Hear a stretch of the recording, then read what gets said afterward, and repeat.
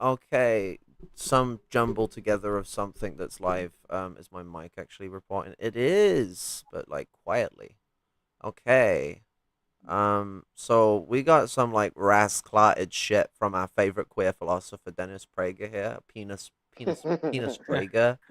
But like, Penis also, Prager. I mean, the intention was to do a Yemen stream at the moment, but like there ain't as many comrades available, and I'm feeling like rather exhausted. Like, I mean, when I show my like fucking browser, it's just like the articles I've got open. There must be like fucking like at least 10, like covering different aspects of the crisis that I want to go through on Friday. So it's gonna be like hopefully as informative as possible. Gonna be talking about stuff, not just including what's going on now, but like Britain's leading role in the slaughter of Yemenis people throughout the Yemenis conflict, and how they've been a leading force in oppressing Yemen with Saudi Arabia, even to certain extents worse than the U.S. Um, but Saudi Arabia and the UK have always had a very, very close relationship, something a lot of people don't take into consideration, considering the UK basically put the Saudi government in power in 1919.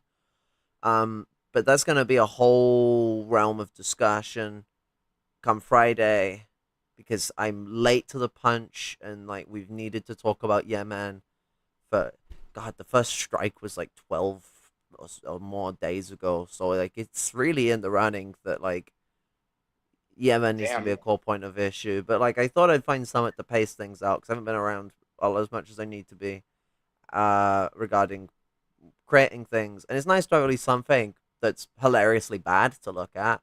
So we've got our favorite queer philosopher, Dennis Prager, here to tell us how Hitler is a socialist, guys. Definitely. I swear they did this video before, but this is a new one, so maybe it's better. I'm gonna turn my fan on. It's totally a normal don't thing you do in the winter and nothing to do with global warming. don't g- don't give Penis Baker too much credit now. Do not bake penises. In Florida, at least. Florida doesn't exist. You're goddamn right it doesn't. Okay, so do we have audio? Dennis, I'd like your perspective. Oh my god, Yes, we that's do. loud. Ah, Let there be light. He just me Or rather, too'd my ears. the fucking way he's like looking at that tablet, like he wants to eat that tablet. He's I trying swear, to I not don't pull know. up the fucking his naughty tabs. Fucking, I He's don't like, know oh why. shit, I left Babe Station open. I don't know why, but whenever you pause on fucking on PragerU, it always on fucking Prager, it always looks like he's fucking shitting himself I whenever mean, is whenever you he? pause the screen. I mean, he's a big Zionist guy. Like, he's really big fan of the Israelis. So maybe he's just living up to the Israeli military spirit of wearing a diaper and shitting yourself. The true Oh shit! the true test of a revolutionary. Fucking mirrors of on cameras are fucking annoying because I'm like trying to adjust my shirt because it was like fucking slipping towards my tit, and when I went to pull it away, I pulled it towards. I'm like, no, Very accidental sussy. nip slip. Dennis, I'd like Well, it didn't actually happen, but it came close. your perspective on whether you think Hitler was far right or was actually a far left ideologue. Okay. Oh Thank boy. you for your time. I enjoy listening to Fireside Chat every week. Bot side chat. All the best. Thank you. Oh my Hitler fucking god. Here we go. was left wing in that Oh my he god. believed in I socialism. fucking knew it. Remember, Nazism is National Socialism.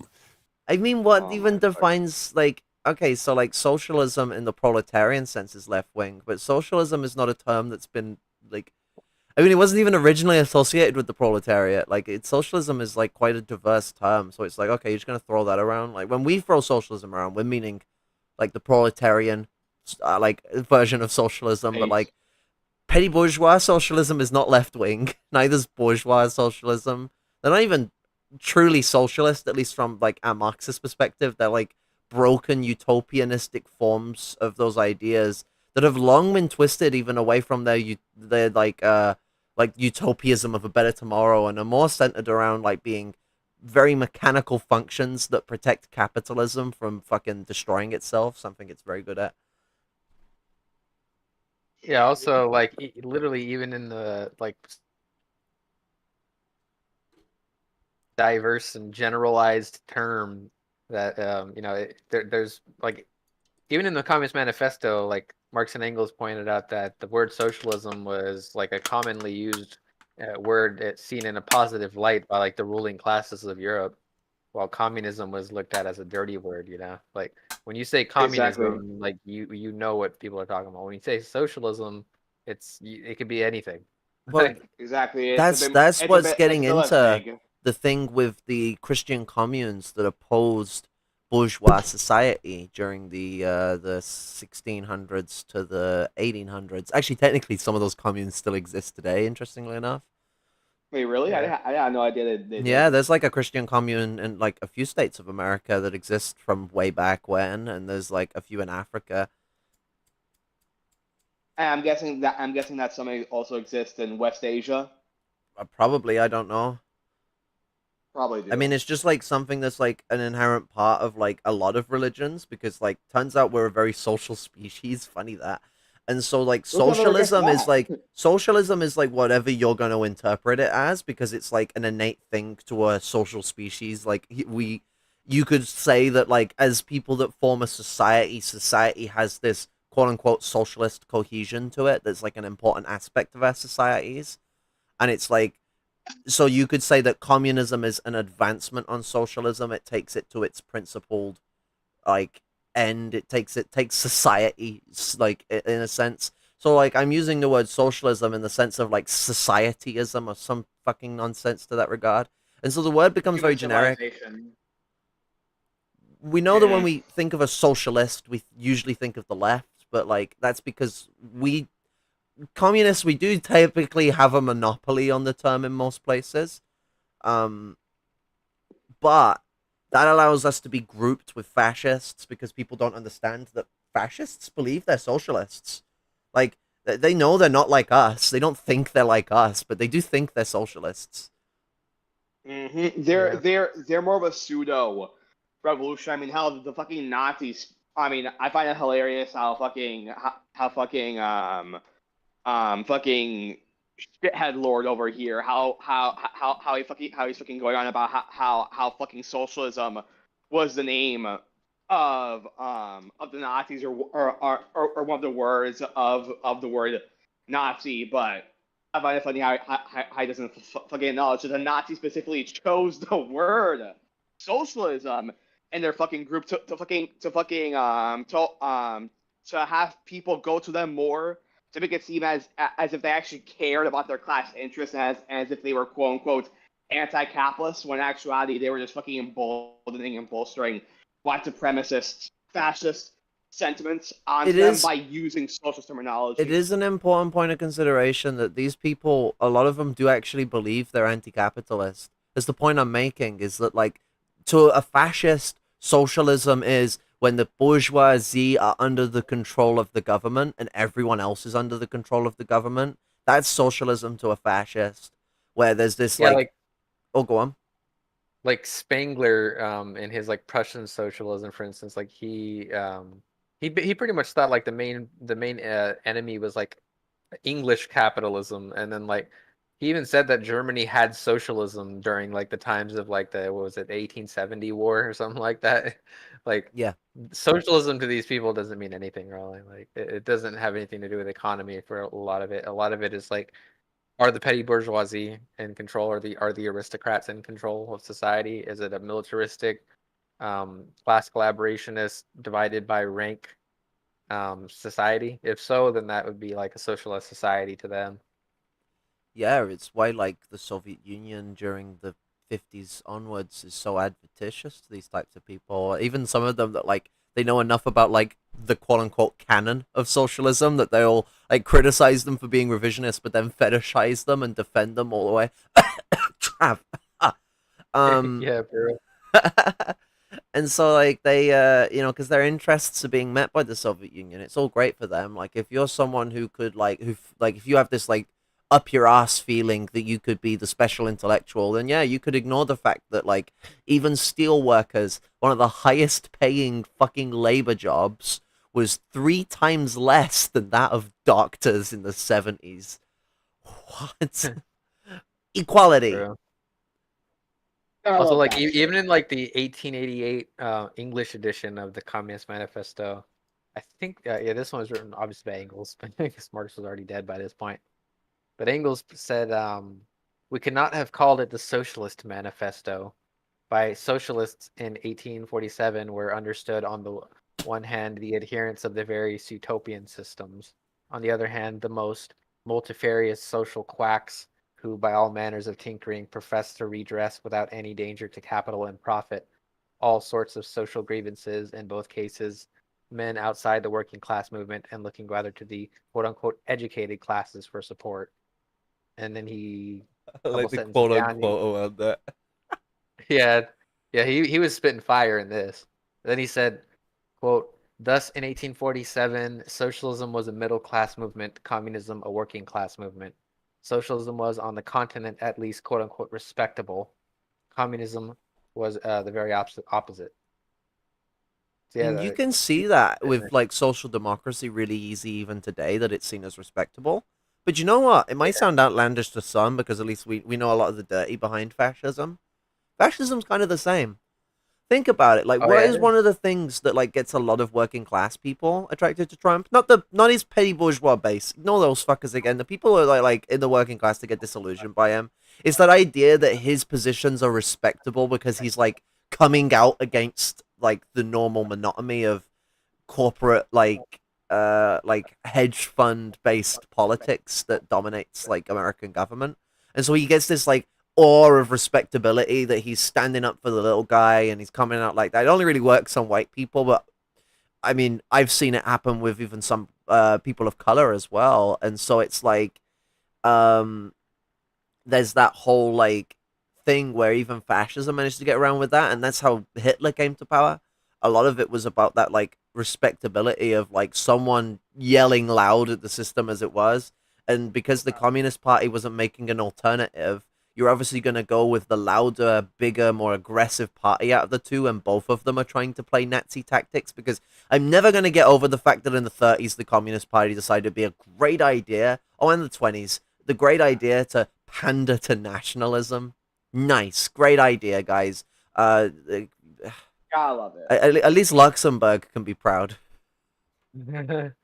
It's kind of funny too because like a lot of liberals like to like accept the saying that, oh, fascism was defeated after World War II and all this and that. It's like, no, fascism was very much integrated into like capitalist society, like in general, after World War II. Like they were taken from them. They're like, damn, you guys were pretty cool actually. Let's take from you. I mean, it's the Dude, criticism not I only have of this. Stalin during the war is this like concept that like the West were liberal and then Germany was fascist. It's like okay, Roosevelt is an easy one. Guy was a highfalutin fascist. Actually, like in some ways, was even as ruthless as Hoover, maybe even worse. He just He seems like a praised nice guy. Mussolini. He just like everyone thinks he's a nice dude, and it's like, oh yeah, he's best friends with Oswald Mosley. Like, fucking He loves also said Mussolini. Mussolini.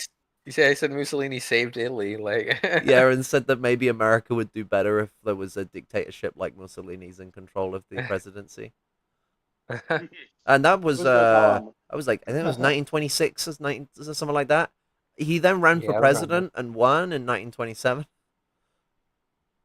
Who, Roosevelt? Yeah. He came to power in 27, 28. No, I think it was it's 28. But do you know, it's the American fucking Or was it presidency 32? shit because you like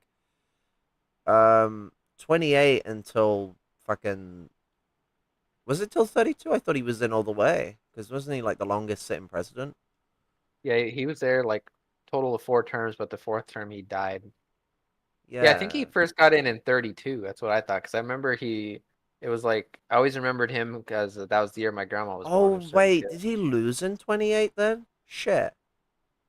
I didn't even know he ran. If he I did, swear for he ran as president. a fiscal conservative in 28, a part of the Democrats. Maybe that was just for Congress. I'm not sure I because think I'm he was pretty. like he was governor of New York at one point, wasn't he?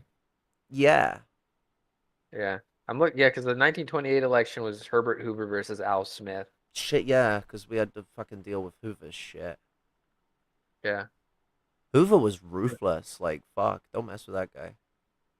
Yeah, because like at that point in the 28 election, that's just like this is Great Depression time, and this is where the whole Hoovervilles thing came from.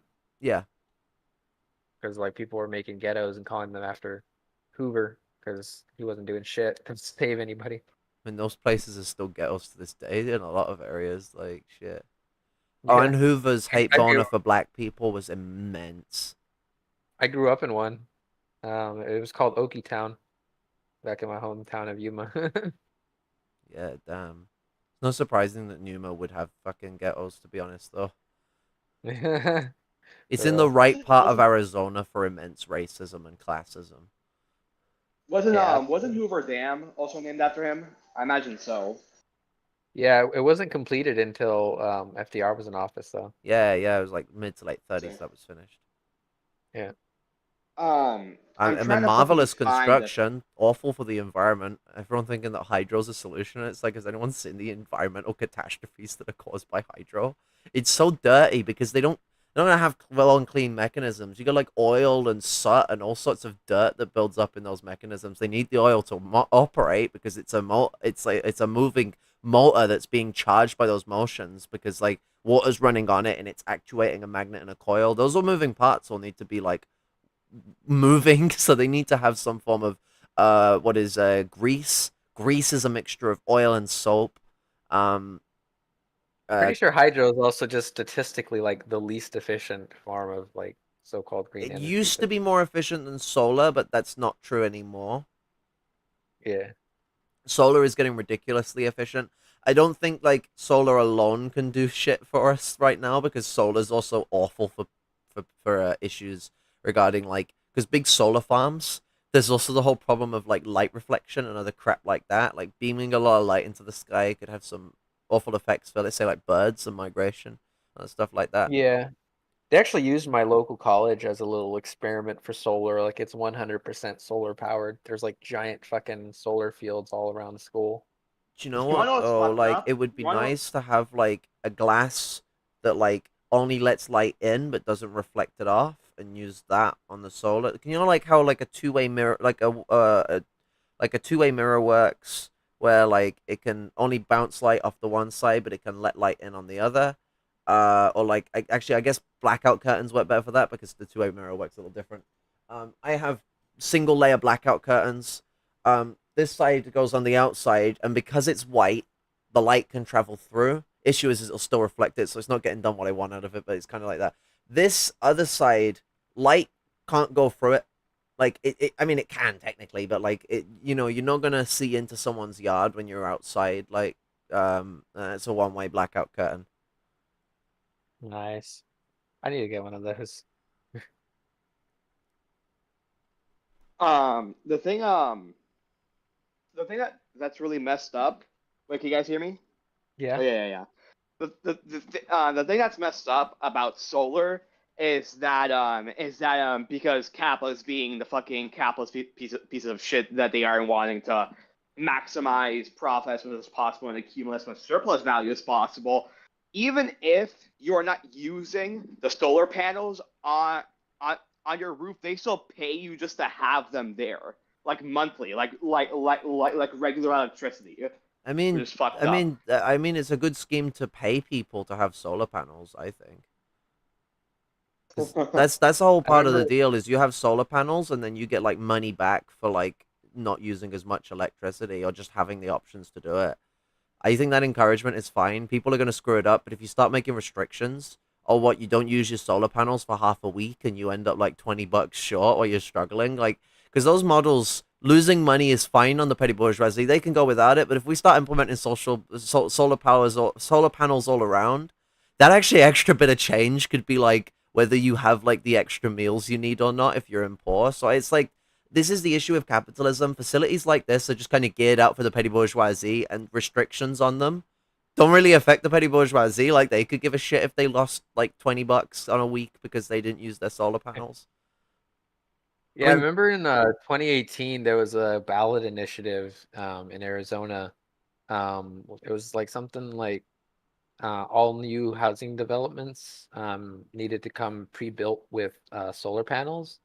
And I remember there was a lot of working class support for it. But I remember because this is when I was still walking to work. I didn't have a car yet. I used to, and it's hot, so I want to get to work the quickest freaking way because just keep out of the damn sun. So I would like cut through some neighborhoods and shit. And the fastest way to cut through neighborhoods was I was able to cut through like some petty bourgeois neighborhoods, and they were fighting that bill hard. Like every other house, I saw like a bunch of propaganda outside, like saying vote against this bill or this ballot initiative, vote no on this. It's like fuck you guys. A lot of them will have solar panels as well. It's like, why do you hate poor people having electricity? Like, what is your problem? Well, they're going to have more money for drugs. They're going to use the money they get paid by the solar panel companies to buy meth. It's like, and okay, good for them. I mean, they got more money for food still as well. Like, I bet you they had like investments in APS, which is our like monopolized fucking electrical company. Ooh, that would make sense because all the stock holding shit that the petty bourgeoisie do, especially with the modern like open door stock trading that the bourgeoisie have operated with. Although they're getting kind of concerned about that because the petty bourgeoisie managed to crash the economy just because they didn't want GameStop to go. But Also, sorry. But this opposition to these kind of things. There's this sort of like mentality with the petty bourgeoisie where anything that puts money in my pocket means that I'm now gonna buy more drugs. I'm sorry, but like if I need to buy like drugs to fuck about with, let's say I'm like addicted to hard drugs because I'm in a really awful situation and those are what I've been drawn to. If you don't give me the money, I'm still gonna spend the money I have on those things. Like if I feel I need them, I'm just gonna get them anyway. The idea of someone's gonna do like drugs or something with it is such a bullshit idea. It's such a bullshit excuse. Like at the end of the fucking day, like it's my money. I'll do what the fuck I want with it. And like I think if I ended up buying like, let's say I bought like a bag of cokes. I only smoke weed, but let's say I bought a bag of coke. Like, is that really as bad as like, let's say investing in an electrical company that predatorily robs people blind and fucking like, or like investing in oil or investing in this, that, or the other, running your little petty bourgeois businesses where you end up being the most ruthless boss anyone's ever fucking had. The bourgeoisie are fucking ruthless as hell, but you don't have to deal with them directly, and that is a progressive move in society because shit, dealing with the petty bourgeoisie directly, you start to see why no one wants to deal with the bourgeoisie directly. They are fucking monsters, and the petty bourgeoisie are monsters too. Like, at least when they're committed to their fucking class and their class interests and they ain't betraying it. And obviously, I will differentiate that the lower petty bourgeoisie are less monstrous. God, fucking low bar. Not by much. No, it depends. Because, like, you have the intellectual side of the petty bourgeoisie, and miles may vary with them. They're all over the fucking joint. Depends on their environment. And, like, there's two sides to the intellectual strata of the petty bourgeoisie, the lower and the upper. And, like, the lower, which is where, like, a lot of students and people typically would sit, unless they come from certain backgrounds. They tend to be a lot more willing to relate to the proletariat, which is why we see a higher number of students and self-owned workers being willing to side with proletarian struggle as fellow travelers comparatively to upper petty bourgeois business owners or intellectuals. Yeah.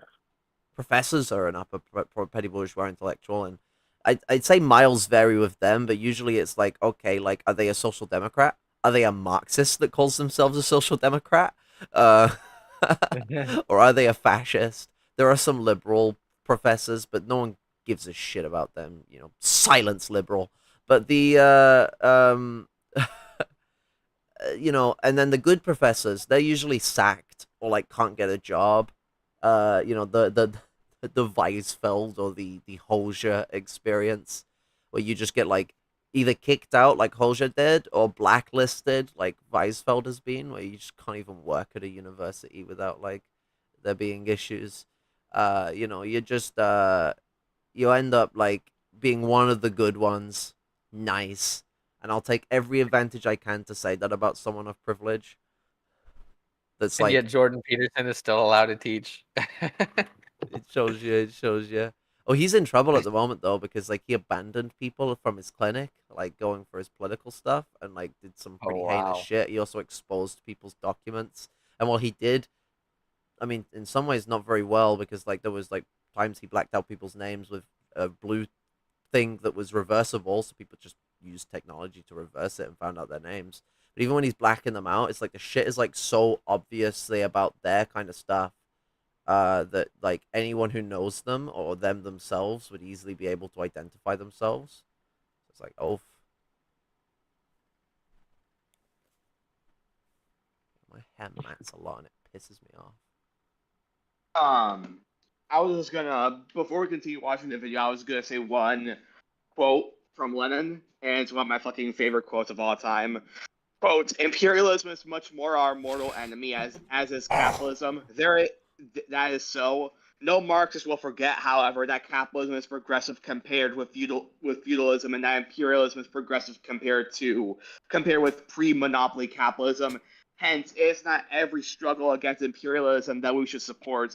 We will not support a struggle of the reactionary classes against imperialism. We will not support an uprising of the reactionary classes against imperialism and capitalism. I Really mean, fucking love a thing to that quote. understand with that sort of position as well, because a lot of people might be a bit astounded, because like obviously the petty bourgeoisie, with their ties to old bourgeois, more direct like single ownership, small capital holdings, that they are a less progressive force in the socioeconomic system of capitalism than the bourgeoisie. That might seem a bit mind numbing to some people because, well, the petty bourgeoisie are more socially progressive than the bourgeoisie, and that is in some ways true. In other ways, kind of like the bourgeoisie don't really give a shit about a lot of the barriers we deal with stuff. Like if another member of the bourgeoisie is like from X or Y group, they don't really tend to care. Some of them do, Anything. some of them really do, but like a lot of them, they couldn't give a shit if you're a woman. They couldn't give you a shit what ethnic group you're from. It's just you're one of them. It's that class consciousness of the bourgeoisie that breeds that kind of interconnectivity between them and is like a core part of their internationalism as a class. That's why bourgeoisie you see say like racist shit to the point you know they say the N-word in their private times, or like outright actually have like ties and relations and like actually like will try and act like they know how to be nice to someone and like show like that kind of like weird like aggressive and like condescending respect that bourgeoisie have for other members of their class when they interact with compradors. You know, it's sort of that like the petty bourgeoisie engage with this as well. It's like someone who just thinks like me, and so then they start like trying to groom them because the bourgeoisie really like that. Yeah. This petty bourgeois are very fucking like acquitted when it comes to grooming and like to groom proletarians that quote unquote are one of the good ones because they think like petty bourgeois or me. Petty Capitalism bourgeoisie as well. are less progressive in the bourgeois sense of how society is organized because they are a degradation from the developments that have occurred. Like, no shit, the bourgeoisie have this like ruthless monopoly on the world. Like, that was always going to be the case for capitalism. That's capitalism. And so people trying to romanticize the petty bourgeoisie as if there's like another way. Going backwards isn't going to change the fact that they want to construct a ruthless system. They might want to make some changes along the way, but it's still going to end up being the same system, even if it does imperialism differently, which China's not doing imperialism the same way the British were 120 years ago. They also are because still fucked up. these things are cross-related and they overlap. But like the British weren't doing imperialism the same way the Romans were. Even though there's overlap in a lot of the stuff they did as well, and you know, et cetera, look throughout all the years, and it's like these things are related to each other. They're very much the same concept, the same like basic like functions, but like the in depth and the in deep of it, these things are constructed very differently. Neocolonialism is itself has had many developments in both our understanding of it and how it actually functions from the 40s to now. And so it's looking at the way these things evolve and develop and relate to each other is to understand that if the petty bourgeoisie evolves a different trend into the bourgeoisie, it's not going to be that fucking drastically different. It's going to be the same system, the same class, the same prerequisites for what that class wants out of society and how it's going to get it. And so, like, how far away from liberalism or fascism is this petty bourgeois socialist social democrat wet dream, really? Yeah, I also love the that Lenin quote. It's from a caricature of Marxism, Yeah. which is Oh yeah, an yeah, yeah, overall yeah, great yeah. book. Because yeah, every time Chapter 8, I, if I remember rightly. every time I bring up that quote, I always love to use it against you know, like the mecha Nazis that try to push all this, you know, quote unquote libertarian Stalinism or some shit like that. Oh Or like, you know, God. they love the petty bourgeoisie because it's like you know, the petty bourgeoisie are probably the last people you would ever want to do this shit with. Like there's not a lot of crossover between petty bourgeois libertarians and Marxists. Like I'm sorry, like they want to like literally go backwards and bring capitalism backwards to pre-monopoly capitalism. That's Exactly. They wanna. that's reactionary. It's regressive. That They're somehow that's what they worse than the want to social do. democrats because the social democrats, they don't want to get rid of monopoly capitalism. They just want to control it. Which, do you know Yeah. what? Like, this is the thing I tell people as well to understand a social democracy. In the confines of its like a scientific outlook on how to run capitalism, like ignoring all of the ideological interests of the bourgeoisie just for 1 second, it makes a lot of sense for running capitalism. And you see this with the way the Soviet Union worked. When the Soviet Union wasn't bureaucratically tripping over its own dick, we'll get to that in a moment. It was the most efficient form of capitalism that's ever existed, still to this day. Even China, I would argue, is not as efficient, even though it has a higher GDP, which is a ridiculous rating to look at.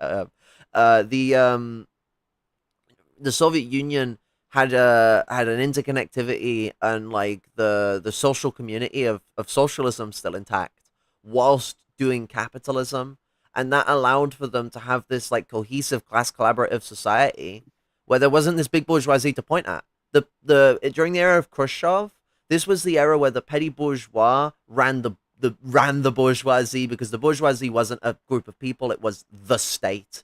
And so the petty bourgeois that ran the state as a unit became the bourgeoisie, but no individual one of them was technically the bourgeoisie. It was technically still like this during Brezhnev, but I agree with Hoxha's position that Brezhnev represents the bourgeoisification, the full completion of that, of the party into a bourgeoisie. And it doesn't necessarily say that they're all separate bourgeois as well, though, so it doesn't discern my considerations that it does still kind of work that way. But it is an important distinction because Brezhnev is the consolidation of Khrushchev, and the consolidation of that like attempt to try and build this hybrid system.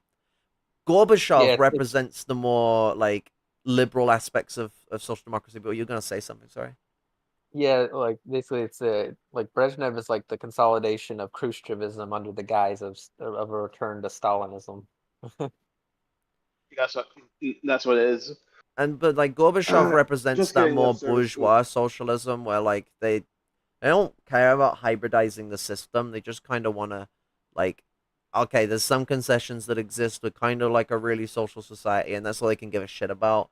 Because Gorbachev, I mean, shot himself in the own foot. The main thing that was allowing them to maintain that Soviet bureaucracy and that like that state capitalism, that weird petty bourgeois socialism thing that they were doing was the fact they didn't allow people to directly own large swaths of property. Perestroika destroyed the Soviet economy, which was already struggling because of bureaucratic sabotage. Because this is the thing that I was missing out that I said I'd get to in a bit. The Soviet Union slacked later on more and more and more because, well, people wanted to individually own shit because bourgeois ideology is really individualistic. And so even though communally organizing would actually make us like low key a stronger capitalism. I hate to be giving them fucking ideas, but I know they'll never stick to it because if the Soviet Union literally doing it couldn't stick to it, it's very obvious that capitalist ideology is impervious to being able to prevent its own ills. And it wouldn't actually prevent them. We can see this with the many economic crashes the Soviet Union had during its time as a capitalist country and the very little it had during its time as a socialist one. But the key thing to look at is that the Soviet Union is that the bourgeoisie is that they community organizing their shit would help them a lot with keeping maintenance and power over it. That's that element of social fascism that, and actually fascism does this too. That keeps like this cohesiveness to society and like the class collaborationism. It prevents a lot of like radical uproar. That's why the Soviet people were so defanged by the end of it. But that doesn't allow you to like individually own shit and have your own empire. You're always a part of the empire. And you know what? That's an important part to even the most individualist bourgeoisie. They like being a part of the empire, but they like having their own empire that's a part of the empire. It's actually another thing as well where like I think people misunderstand like the while the bourgeoisie are international and can just move places, they're not just gonna like up and abandon the country that they have the most power with. Like Yeah. that's their sphere of influence. They are international as a class, yes, but they have spheres of influence that they're like a part of. Like, because if it was that kind of like really simple logic, why would the government of any country matter if the bourgeoisie just transcendentally exist everywhere and like couldn't give a shit about like any restrictions that are put upon them? We wouldn't have managed to have put massive restrictions on the bourgeoisie throughout the entire Cold War if they were just going to up and leave. I think it's like a really ridiculous sentiment that people uphold. Is it just an excuse for not regulating the bourgeoisie? I also think that generally speaking, like especially in the U.S., the bourgeoisie seem to be more socially progressive than the petty bourgeoisie as well, and naturally they would be because that they would be getting more profit that way.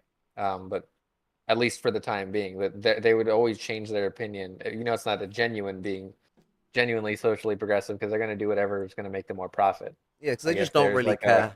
They're socially yeah, if there's progressive like in the a sense that they don't think through their lens is not necessarily one of like, oh, you're a tranny, oh, you're a faggot kind of shit. It's just like, okay, do the people generally hate trans people? Okay, I can sell that to them. Do the people genuinely like trans people? Okay, I can sell that to them. Um, yeah. the petty bourgeoisie are the loudest voices in transphobia, homophobia, racism. They dominate the field, and that's because they are the cultural hegemonic, they're the people who run the cultural hegemonic institutions of society. Um, they dictate a lot about what is said about bourgeois culture. You can go on about how they're influenced by the bourgeoisie, but I mean, they go on about how they're free thinkers. Go on, free think your way out of this one, bitch. Is my response to that. Like, And also like there's also like a legal aspect to it as well, where it's like, especially in the U.S., for instance, like if you're talking about like a big bourgeois, a big bourgeoisie that does business across state lines all throughout the country, different states have different laws in terms of like how people can be treated and different social groups. Some states have protections that others do not. So, for a simplistic sake, they typically would just go to like an overall generalized inclusive type of environment for, company culture. Whereas like petty bourgeoisie typically don't really cross state lines with business. They don't manage stuff all over the country like that. It'd be really pushing the line on them being between petty bourgeois and bourgeois at that point, yeah, But typically they only have to deal with their own state's laws, and as long as they're within their own state's laws, they could do whatever type of reactionary bullshit they could do and mhm. market to those type of people, because if you're living in like a really conservative town, there's not really like, because people say that, oh, people will vote with their wallets, this or that. It's like, well, if Such you a live in a petty really conservative bourgeois town, concept. yeah, it's like if you live in a really conservative town, you can get away with being a piece of shit. Like Like in fact, you might even make business off of it. it almost feels like the petty bourgeoisie and like the only class that can 100% believe that voting with your dollar in any way works. I don't even think the bourgeoisie believe that, because as much as they know that like a lot of money can overpower shit, I think the petty bourgeois, being so class conscious, I think they're very well aware of how like money just ain't all of it, chief. Like shit, like how many people are gonna stab their ideological interests in the back just because you give them a buck? Even like the opportunists aren't so fucking like just simple. Like there's a lot more to it than that. Heck, actually, what tends to draw an opportunist in is that your interests line up with theirs in a way that they can manipulate and utilize them. So it's like looking at like, okay, like how does the world really work? And it's about influence. And the bourgeoisie understands that economics have influence because that's their main form of influence, but they wouldn't rely on the petty bourgeoisie as a cultural influencer if that wasn't the case. Oh, and the bourgeois intellectual strata, I should say, because those fuckers always go amiss. Like a lot of people focus on the petty bourgeois intellectuals, but the bourgeoisie have their own strata of intellectuals that aren't necessarily like uh fucking they don't necessarily hold direct property and instead rely on like their relationship to stocks, kind of similarly to the political strata of the bourgeoisie, because those two intersect. They fuck a lot. Where a lot of their power comes from their relationship to the commandism of capitalism and how it operates. Sorry, the command of capitalism and how it operates. Yeah. But yeah, the petty bourgeois as well. They're very very titchy about that like regional control and their ability to stomp out on people, especially the petty bourgeois intellectuals. They believe it's their right to lead the dumbfounded poor and have this like superiority above us. Um, that it's their it's almost like divine to them. Um, shit, they probably do just believe that, given how many of them are Christians, both in Britain and America. Oh no. It's a really fun thing. Like the petty bourgeoisie, they're so like fucking. They'll shit on people for like being like completely dumbfounded with stuff, and then they're the type of people that would like believe the fucking Pope is like an ally to gay people or something because he said that maybe we shouldn't hurt gay people, and it's like, guy's just saying like normie shit. Like we've been talking about this shit since like forever. Like I don't think he's an ally. He's not an ally against Okay. like fucking terror in Palestine either. The Pope is a two-state solutionist. Like fuck off. For real. What was I gonna fucking say? Oh right. I was going to respond to what you said, Kara, on on um on how the way to gain influence over people and and over the masses and have the people have a certain ideological line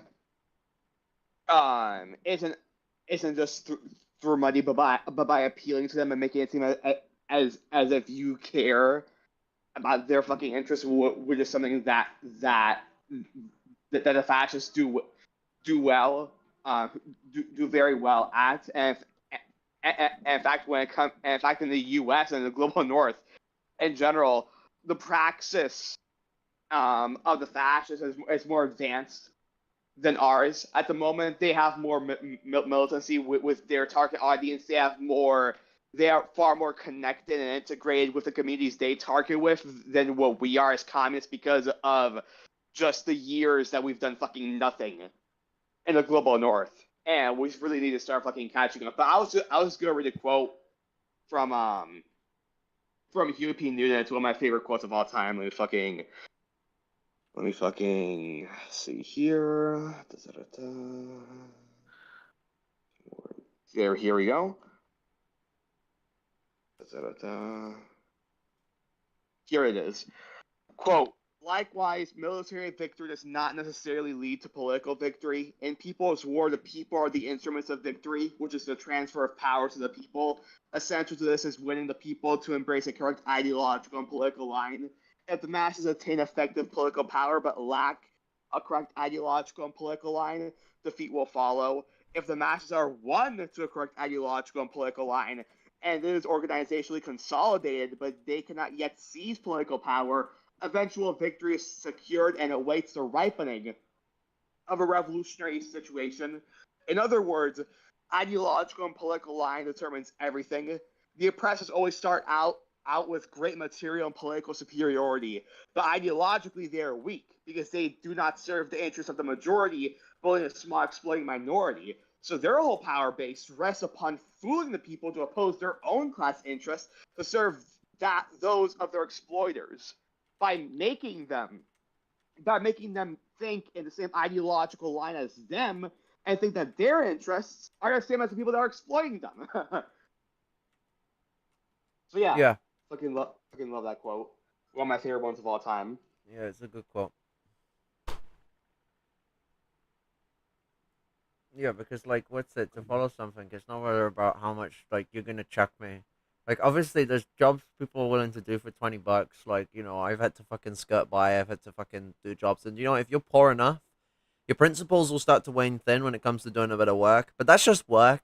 It's not the same as like political stuff. Political stuff is a little more than just earning $20. So like in that kind of situation, you kind of really need to have my interests at heart, not whether you're gonna put $20 in my back pocket.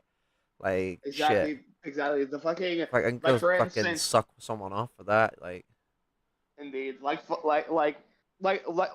a prime example is of what I was mentioning earlier of the fucking fascists. Are they providing for the material needs, or at least on a very surface level, the material needs of their target community? Yeah, but they're not just starting and ending at just giving them $50 so that way they no, can what pay I'm food. saying is No, like it's always integrated as a part of like what they're doing. I'm saying interests. So I'm not on exactly. about just putting $1 in someone's pocket. I'm on about like interests that actually change society. That's how people are drawn into politics. It's not the I'm agreeing same with as you. Yeah, like yeah. if I just need That's what I was trying money, to say. because if I just need money, that's a job. If I just need change, that's politics. Indeed. Because it's like getting into that That's what I was. economic matter of it, where it's a lot bigger than the economics of an individual, and it's the economics of a class, and that's when people are Exactly. drawn into class action. That's what The I was trying to get at. uh, the strikes in the Russian Empire are a fine example of it.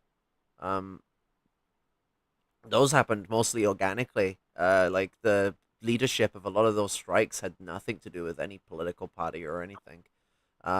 They just Didn't know that part. burst out. Yeah, no, they was the strikes came out of fucking like they came out of workers being like fucking massively suppressed, and so like they organized. Like there were strikes all over the country. It went from fucking a few thousand to hundreds of thousands in a matter of a few years. Lenin's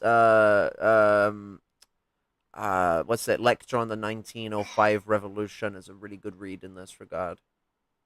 Talks about Interesting. like the fact that like a lot of the revolutionary groundwork that erupted had fuck all to do with like Marxists going and like creating shit. It was all to do with like the people organizing organically. But he talks about the issues of the of a lack of organization around those kind of struggles and why they wouldn't win. But he's mainly talking about how like in the revolution, in the proletarian revolution, it's different to any other revolution that's ever existed because it's a strike based revolutionary struggle. Um, and that pointiation drove fascists to take an interest in controlling unions to organize strike action to take power. Crafty little learners. And that's why the Nazis also took on Strasser's idea of limiting unions to one singular party union because it lowers the power of unions if it's all dominated by the Nazi party. It's interesting. Mm-hmm.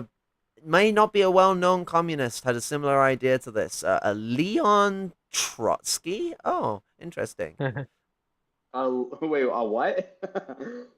You don't know who Leon Trotsky is? No. I do. I thought it's something different. Yeah, I was taking the piss out of he's well-known. I was saying he's not well-known. It's a For some reason, bait and switch. for for for some reason, I thought I heard you say a Leon. I'm a Leon Nazi. I'm like, wait, what the fuck? I thought I heard you say that. I mean, he was kind of. Oh no, yeah.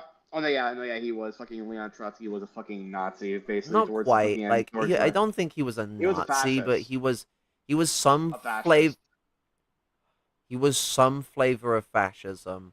It's hard to say Indeed. what he was because the guy like couldn't make his mind up as to whether he wanted to be a left com or a right opportunist.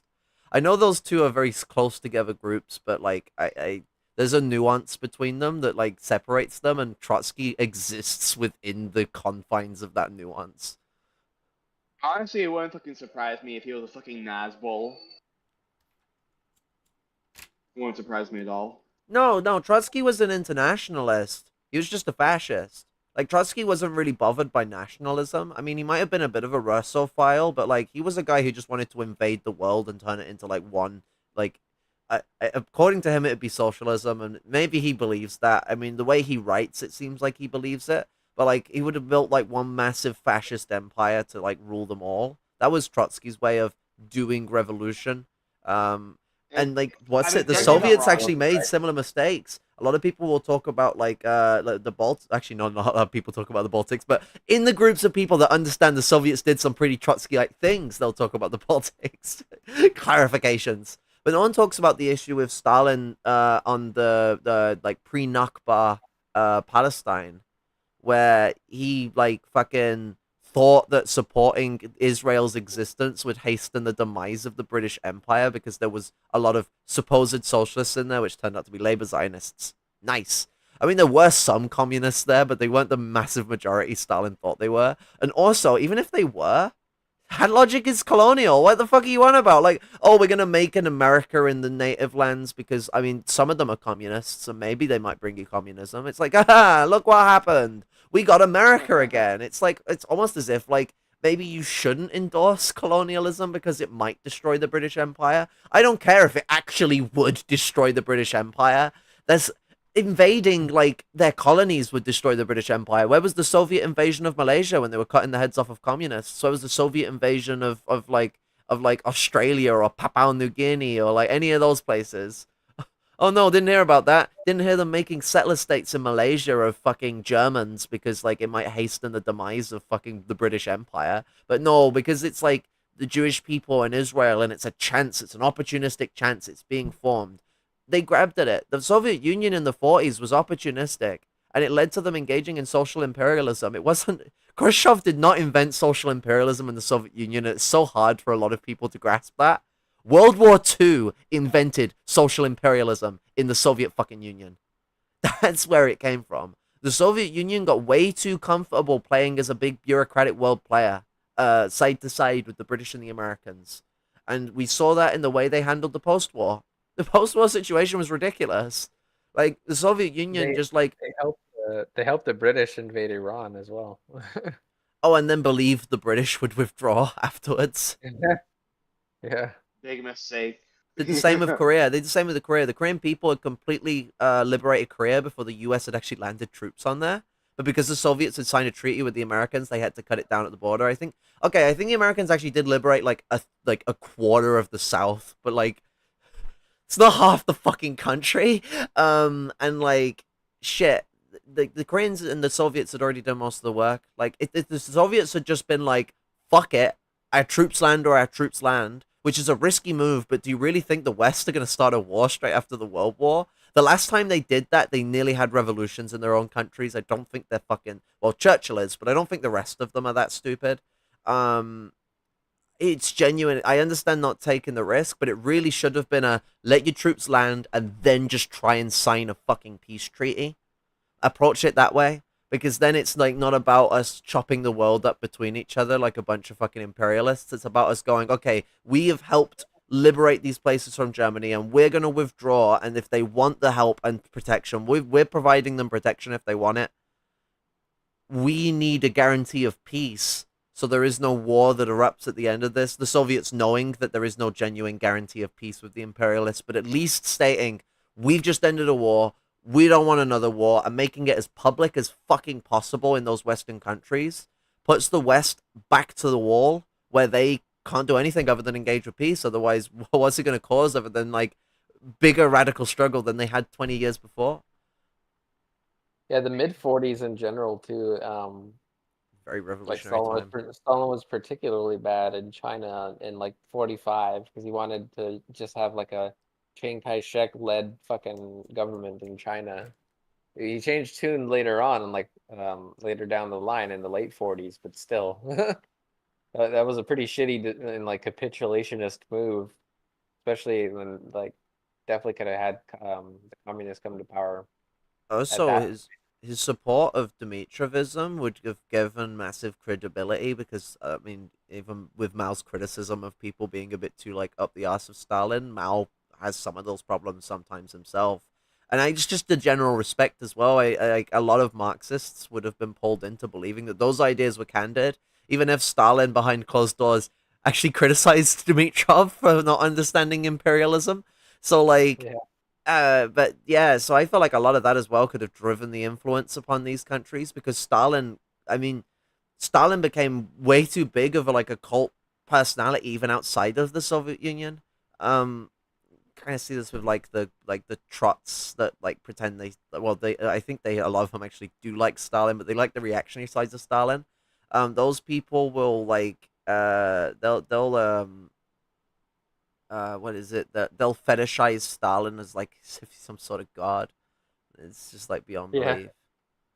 But there was a lot of people that just like had like this I mean, while it was like admirable that like there was this like respect and all that, it became way too paternal and was like way too like about the person as if like if they've said something it's come from a candid place. Mao and Hoja are like complicated because they've been more critical of these things, but Mao has the problem of being like really good at criticizing these things and then making massive blunders that he's criticized in his own actions. And Hoja will criticize things, but if he likes the person or get us along with them, he won't mention that he's criticizing them, which is really fucking annoying.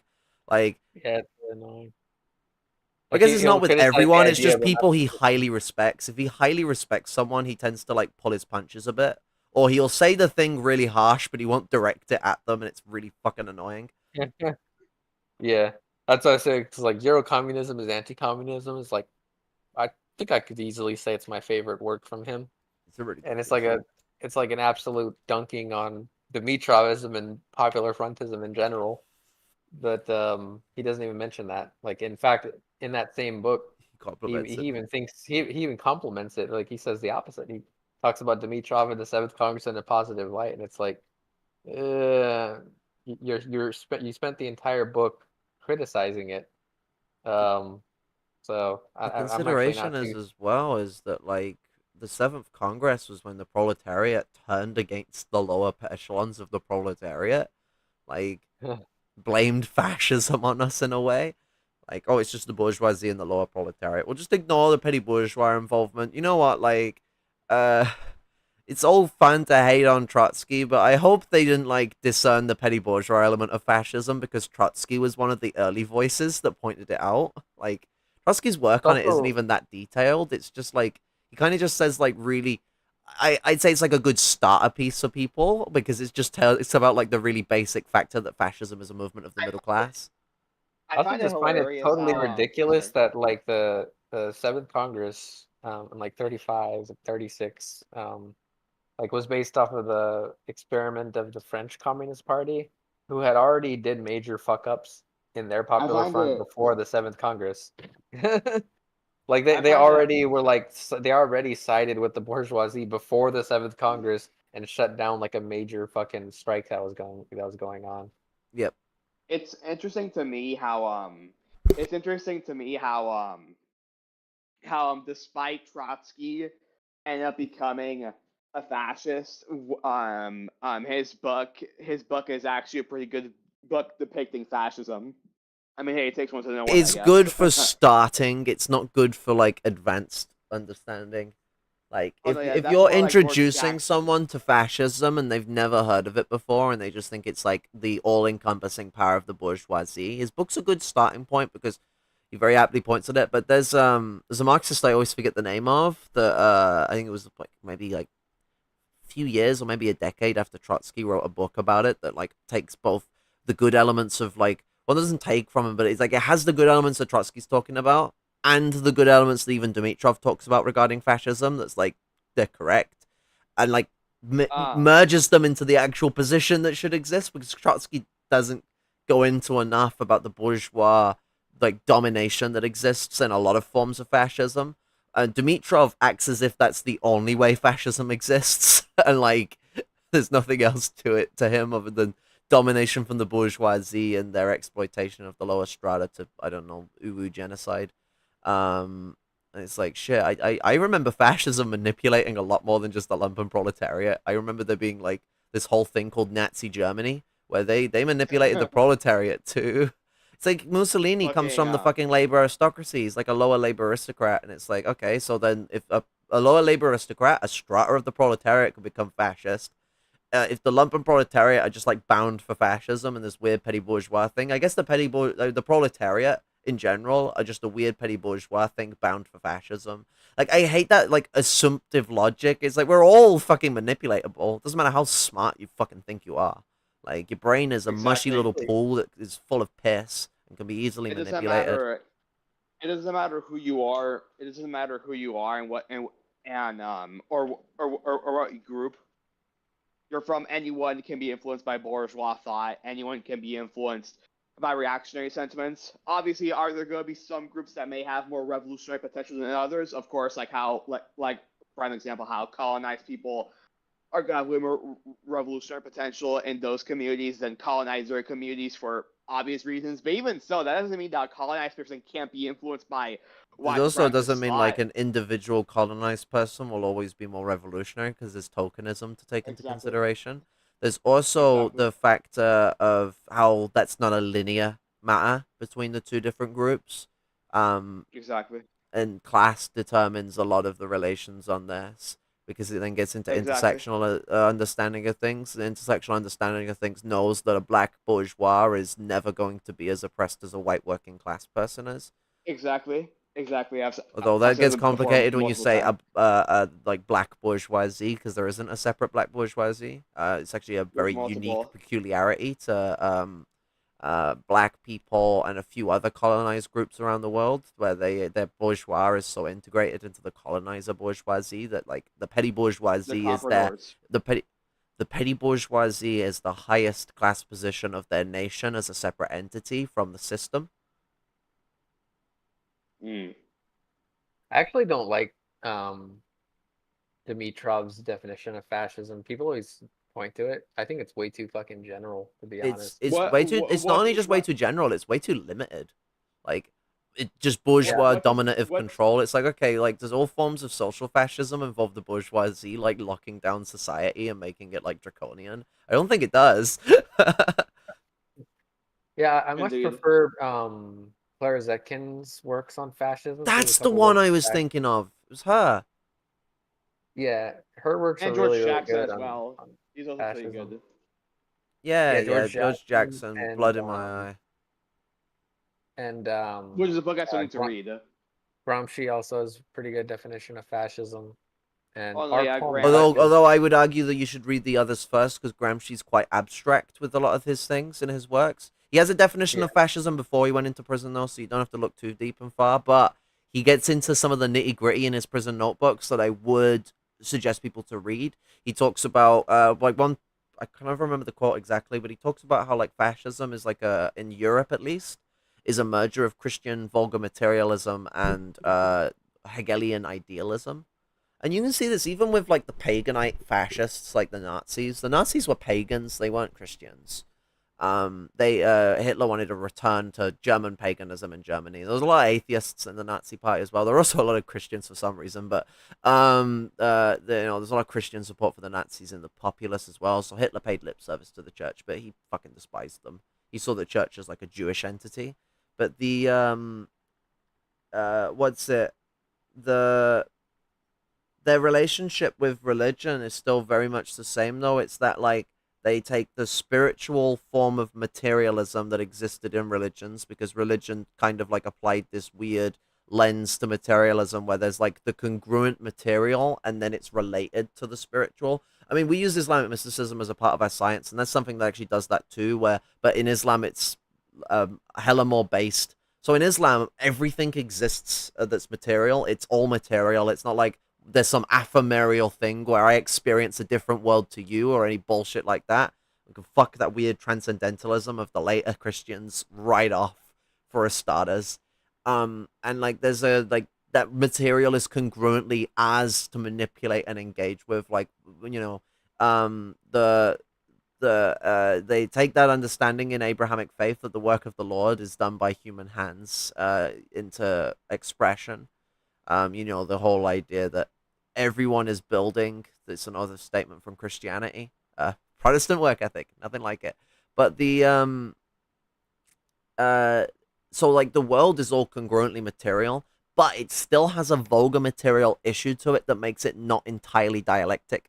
And that's that they still tie all of that material whole as being a part of Allah's creation and his relationship to the people, and like how the omnipresent and omnipotence and omnibenevolence of God interacts with the world. Christian materialism is not vastly different, but it has some lesser, less fortunate ways of looking at the material aspect of the world that gets a little more individualistic with how they look at it compared to Islam.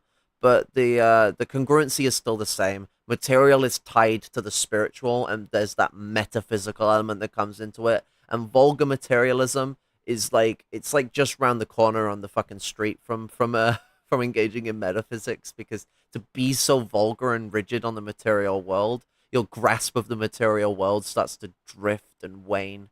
It's limited. Uh, Correct me if I'm wrong. Oh, sorry. it's limited greatly. And so when we look at fascism, it takes that kind of look at materialism where it's this very spiritualistic idea of the vulgarity of the world and the way its material resources should work. You could say it's like a modernistic take on those kind of ideas that's very heavily influenced by industrialization. That's a consideration to put in place. And then they're combining that with the Hegelian dialectics. That kind of idealism suits that kind of vulgarity around the material world. It suits that kind of like nonchalant belief that like there's the one side and the other side, and you're taking to that side that like is you're within that confines of that contradiction. You're on what Hegel would dub like the positive aspects to his historical development. Hegel was very black and white with a lot of his dialectics, which is something I find kind of interesting because Marxism is just a whole load of gray, baby. It kind of gets into what Marx is going on about with how inside out Hegelianism is compared to dialectical materialism. Um, with the Hegelian dialectic, it's very idealistically driven in its pursuits and how it looks at things. And so when it does this duopoly of things, everything else doesn't really fucking matter but the two things that's being considered and how they well, synthesize wouldn't be the right word because that was that fucking weird geezer that came after fucking Hegel that come up with the idea of antithesis, thesis, and synthesis. But Hegel's idea was more surrounded about the idea that eventually, like, the outcome would be congruent based on, like, essentially a swip swap of issues that occur between contradictions that exist between these things, and then a greater whole of those two things would be formed. It's not it's so simple. It's not that easy to talk about a dialectic like that. The idea that dialectics are a binary is technically true, but they're like binary code. They don't exist as just an singular binary. A It's one more and of a a spectrum. zero is never as limited as just a one and a zero. We don't just have bits, we have bytes. Bytes are eight ones and zeros. And so there's a It's congruency that when you have a bit stream, which is like how reality is, it's a stream, it never ends, it never stops flowing. You have a bit stream, all those bits are related to each other, all those bytes are related to each other. And so when you're looking at the relationship to how the world is congruently working, there is never just one thing and another thing that creates the other thing. It is a fucking orgy. That's how dialectics works. It is very much an orgy and not just this parabolic synthesis. Mhm. It's more of a spectrum than anything But else. that's his name starts with an F and I keep forgetting it. He's worse than Hegel and like I can't think of his name. Um Fichte. Fichte. Victor? What kind of fucking name is Fichte. Victor, though? Fichte. Vict. Yeah, That's a very odd name. Yeah, like he's like a philosopher. he was the guy who came up with the idea of thesis, antithesis, and synthesis, not Hegel. Hegel never said that. Yeah. But everyone ascribes it to Hegel because Fichte and Hegel are really, really similar. It's just like Fichte makes it worse somehow. He I applies actually a. saw, Oh, sorry, go on. I actually saw a Fallout New Vegas video that went over this. That like, because Kaisar or whatever, um, like he said he was like using the Hegelian dialectic, and I guess this YouTuber dude was like big into philosophy. He's like, actually, no, he's not doing the Hegelian dialectic at all.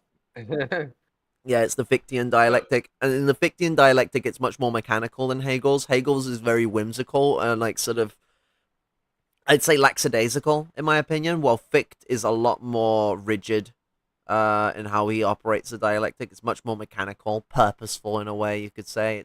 There's this less spiritual like ideation to it. It's in many ways closer to materialism, but it's like closer to like bourgeois vulgar materialism, and so it's like it's I guess it's a win for the bourgeoisie, and it certainly has been a useful component of their shit. It's probably actually where people started mistaking it for Hegel. I think the bourgeoisie gave that little of a shit about Fichte that to them it was just Hegelianism, which I find that kind of funny. Can you tell me? Can you tell me more about how how Fichtean dialectics differ from Hegel's dialectics? Like, I mean, like that's a specifically? whole rampant discussion, and we're like 16 seconds into the video we're watching. Yeah. Sorry, I'm Another getting really time. fascinated by this. Another time, and I'm going to be limited in how much I can tell you because I've only studied a bit of this. Like, I'm still learning because Fichte is a weird dude. That's the least I can say. I mean, he's a weird dude with a weird name. What do you expect? But like a lot of bourgeois philosophy, it's like 2 steps forward, 2 steps backwards.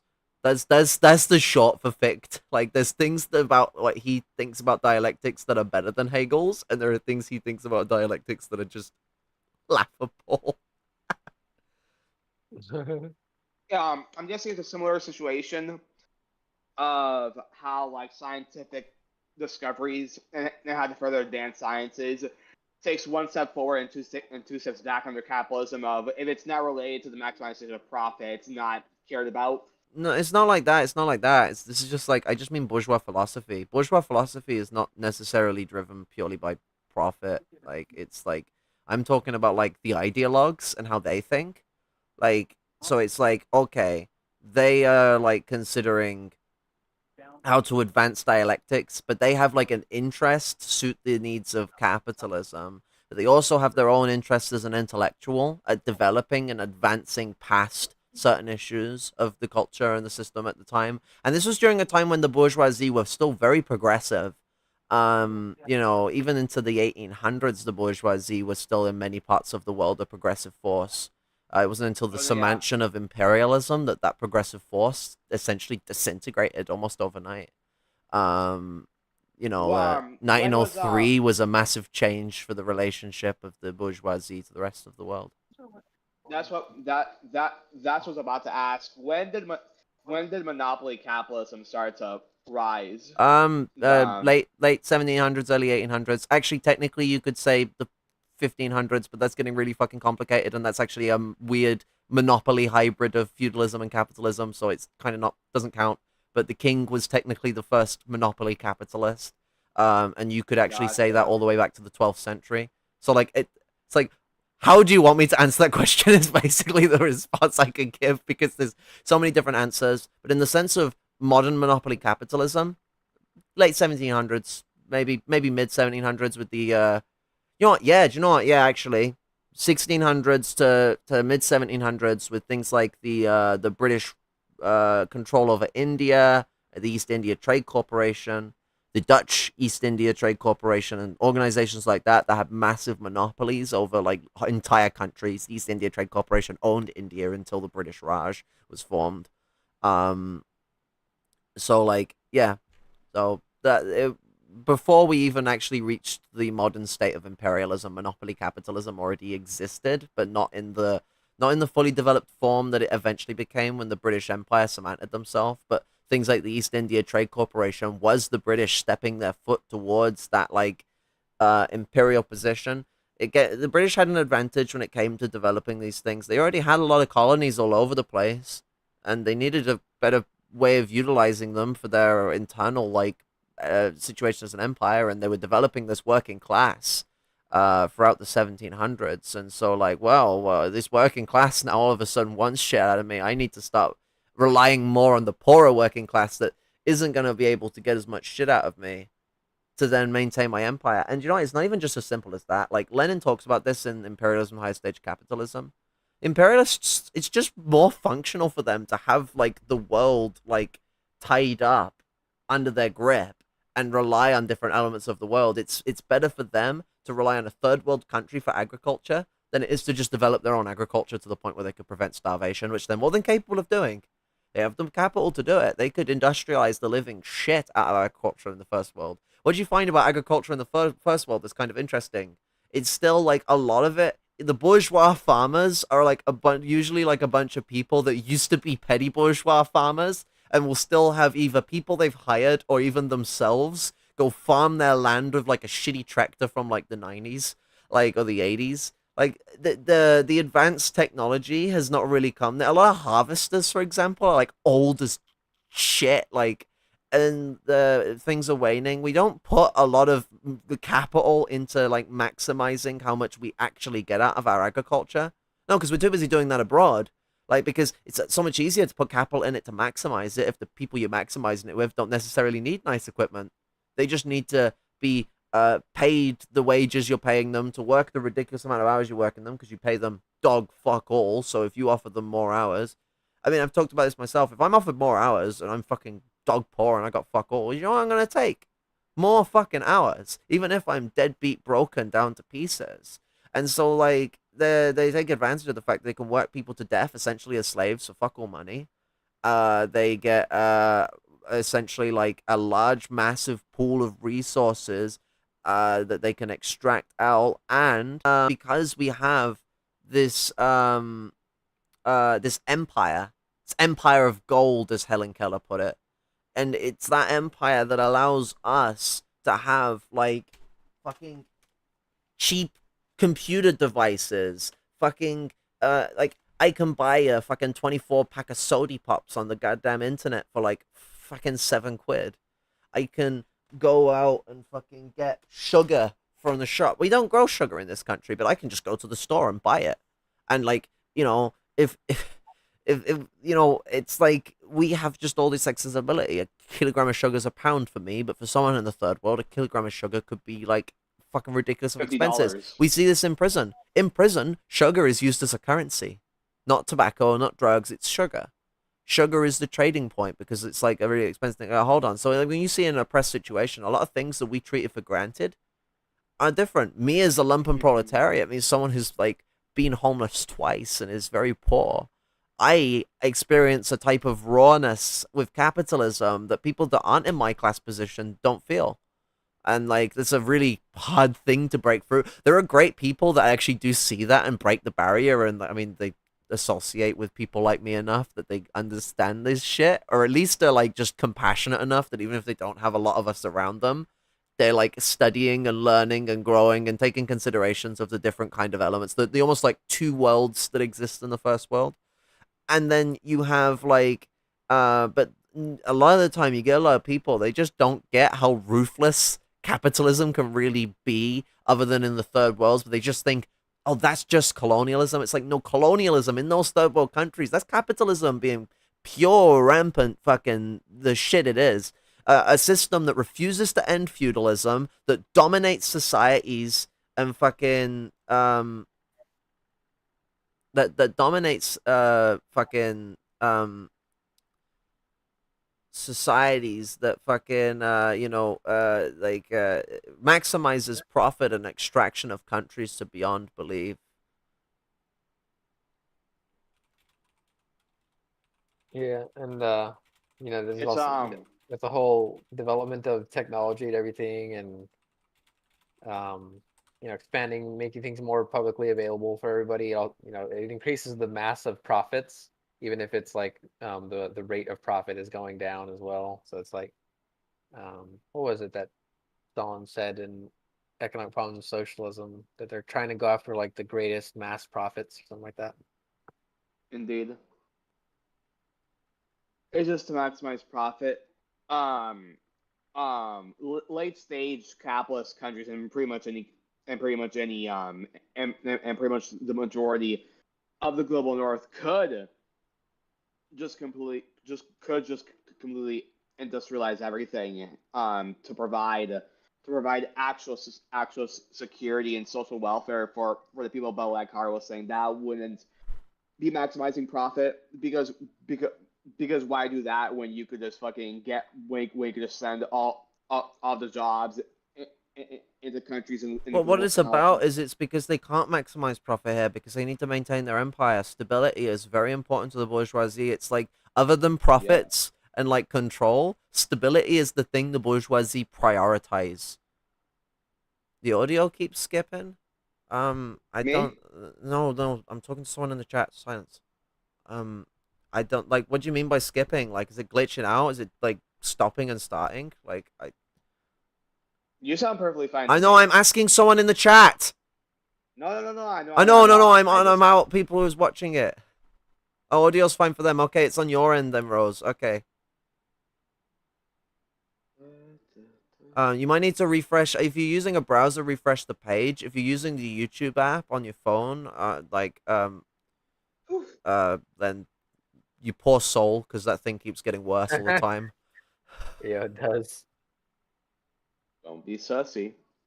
Oh yeah, it was me, And I lol. usually watch it. Okay, that's solved. All right.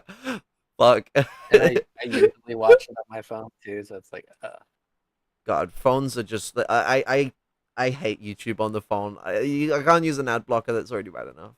Oh God, people start screaming at me that ad blockers are piracy. It's like, I mean, it's not, but even if it was, hell yeah, I'm gonna do piracy. Fuck, Shit, isn't that like breaking YouTube terms of services? Oops. Fucking. I'm gonna get zucked. I'm gonna get zucked off so hard.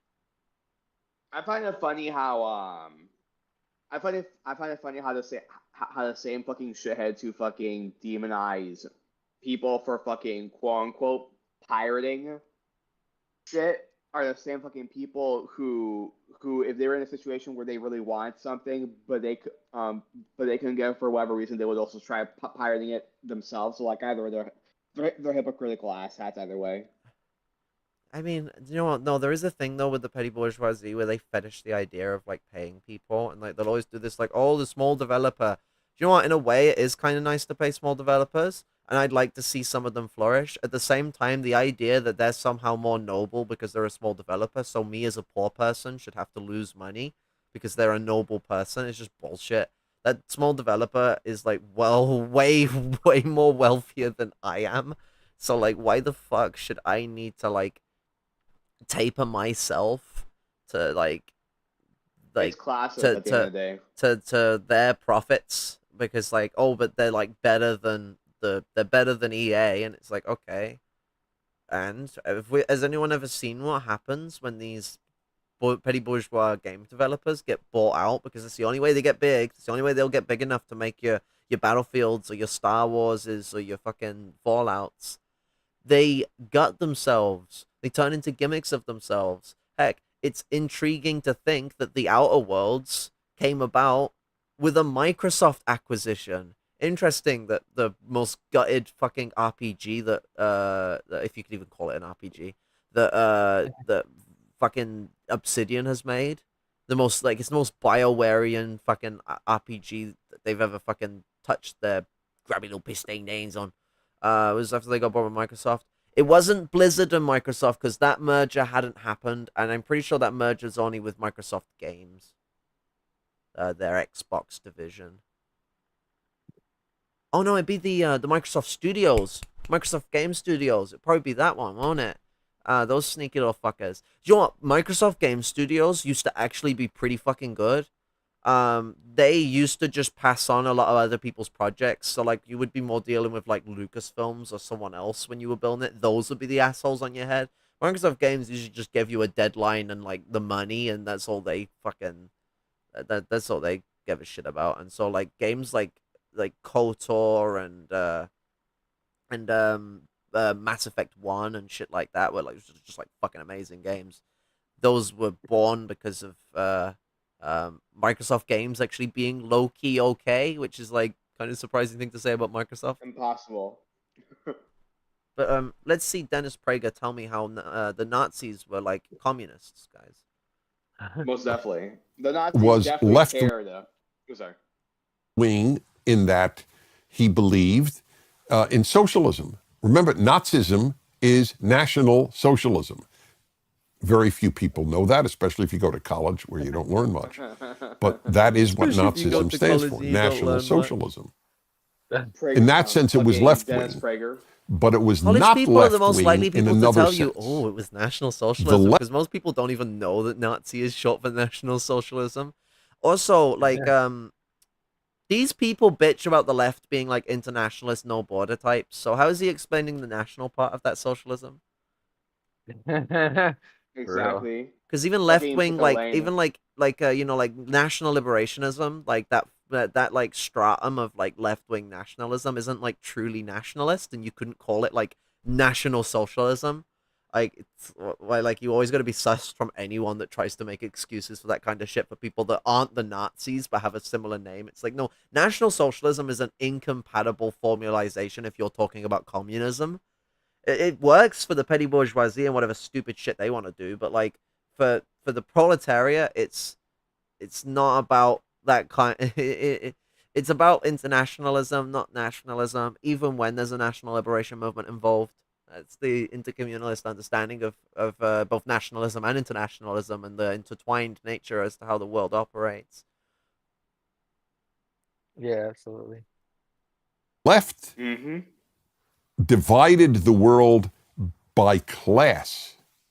That's the classic we divided the Marxist world by division class. of the Was it world. us? Class. Shit, I don't The remember fucking proletariat dividing the world and up. the oppressor, Definitely if wasn't you the will. capitalists. Definitely wasn't the ruling class. Most definitely. Whereas Hitler divided the world by race. What? Race is not a left-wing or a right-wing value. It has What? become a left-wing value in the last 25 years in the West. Oh All of no, a white sudden, people are race supporting black matters people. What am I incredibly. gonna do? The left has actually, in some ways, abandoned classic Marxist division by class and now made it by race. But When he fucking race was neither left nor right until this moment. It is not a right-wing value. I mean, It was neither left nor right, but now it's left. this fucking makes no sense. It's like a weird fucking. It's.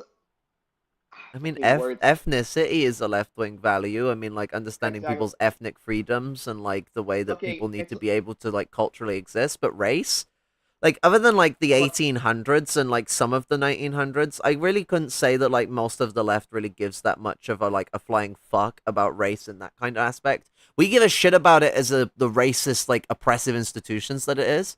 But like when it comes to people like actually supporting like racism, that's like there's a fringe group of people and he would agree with them because they hated black people. He's just getting antsy because like apparently it's only in the last 25 years that white people have supported black people. It's like, I don't know. There's this time called the 60s, the 70s, the 80s where there was a lot of crossover support. Like everyone focuses on the hippies and all that, but like the hippies, like they were one thing. You had the yuppies, which they had their own shitty issues, but they at least were willing to work with people and like struggle on the streets. And then you had the communists, that fucking weird thing that exists. And like a lot of fucking white communists were shoulder to shoulder with black people. Same as like looking at like the aspects of the poor. While the white working class, the enfranchised proletariat, they were willing to throw black people under the bus and their own interests with them so that they could protect their supposed racial superiority. While lumpen proletarian whites are less inclined towards those positions, they're more accustomed and like socialized to black people than like even just people that are like slightly above them in the white working class because of that petty bourgeois relationship that white workers have to the black community. Sorry, labor aristocrat relationship that white workers have to the black community. Fucking that relationship leads to the lumpen proletariat doesn't necessarily have those distinct connections other than them falling from X or Y class that is committed to racism, which is one of the biggest progenitors of a lot of the racial hierarchic and fascistic stuff that exists amongst the white lumpen proletariat, as we see in places like the prisons with groups like the Aryan Brotherhood. Indeed. Also, look at the deceptive nature of Prager's framing of this, because he said like the Nazis divided by race, and now the modern left divides by race. But first of all, he's being deceptive in multiple ways. He's being dishonest on like what does he mean by the left divides by race? Because no, it's an intersectional thing where class race is a part of at It's a least in class the U.S. Like antagonism. yeah, it's part of the class antagonism. Like there's a white supremacist system in place. So like the left, when we talk about race, we're talking about fighting like white supremacy and shit like that. It's a So like, fucking. but like Sorry. when he's talking about the Nazis, talking about race, it's like no, they're trying to uphold that shit. It's like we're talking about race Exactly. in totally different ways. I mean, like you It's gotta look at it fucking. this way. It's weird. It's like it's fucking weird because it's like he's doing like a weird form of fucking class reductionism. Fucking hell, it's very No, fucking what he's strange. doing is he's doing the opposite. He's going the other way. The other wrong way you can go about it. So there's two wrong ways to go about dealing with that conundrum of like, okay, how is class represented? You have class reductionists. Or a class reductionist is definitively is someone who reduces things specifically to the The main primary. to Yes. the main operations of social economic classes, as in like the bourgeoisie, the And proletariat. Can you let me speak, please? Sorry. Proletariat and the intermediary classes between them. And then you have like the other bad understanding, which is thinking that like because of the way that that's all vulgar, they separate these things, so they make race and gender about not a class thing, and it's like those are forms of social class. They're just not like the economic like state environment in which social class is primarily hinge pinned on. They're either archaic forms of class or secondary elements of class that exist as a part of the oppressive functions and the way that the system operates and the different ways that people have been oppressed. Like looking at black people, at one point there was no one black in any other class other than slave in America. And even when there were some people out there, they were like a tiny, tiny, tiny minority, and they only existed because of bourgeois indentured servants that when they did get out of servitude actually lived quite fine, and so they didn't give a shit about their fellow brothers that were dying in chains. Um, Mm-hmm. you Yeah, know, like the way. Oh, go go for on. it. Sorry. I was just gonna say like the way I'm interpreting like Prager and how he's bringing up like the difference between class and race and like how his position really upholds this is that he'll try to deflect class struggle and reject it outright by like trying to appeal to some bullshit patriotism or some stupid crap like that. You say like, oh, Mm-hmm. we're all in the same fight and this and that. We all have a part to play in the society, some stupid shit like that. And then he would also like be one of those like fucking labor aristocratic white people that try to like take MLK Jr.'s words out of context and be like, you know, don't judge people by race, this and that. It's like What's just the totally betting? taking that shit out of context. What's the Indeed. betting? What's the Fucking. betting? I'm gonna do it. What's the betting? Where's the search option? There it is. Oh wait, no, it's one word, isn't it? Okay, there we go. You know. Where are you, You Martin know. Luther King? Oh God, Fucking. where are you? Like Where are you, Martin Luther King? Where did you Martin go? Luther King versus Black Lives Matter. Oh my god, I should add that one to the fucking like list. 1 second.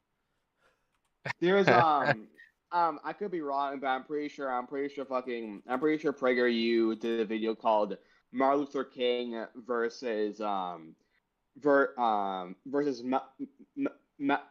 Malcolm X, good versus evil or some fucking shit like that. It was fucking cringe as hell. Peaceful civil rights march versus violent violent rioters and rioters and looters. looters. Fucking hell. How the Reformation shaped your world.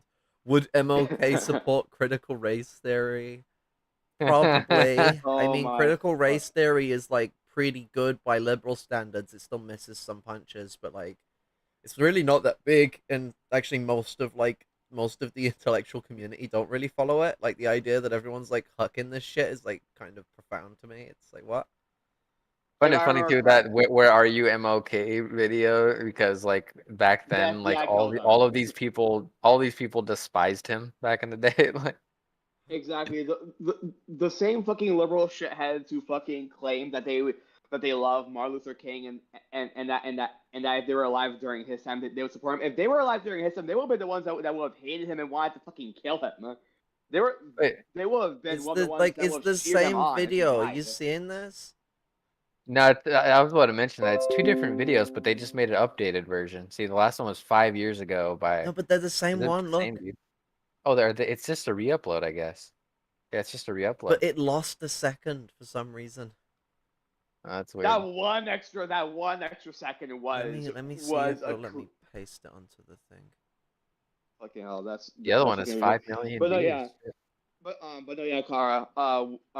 But no, yeah, Kara. I 100% agree with what you were saying. He wasn't so much engaged in class reductionism and identity reductionism and identity politics.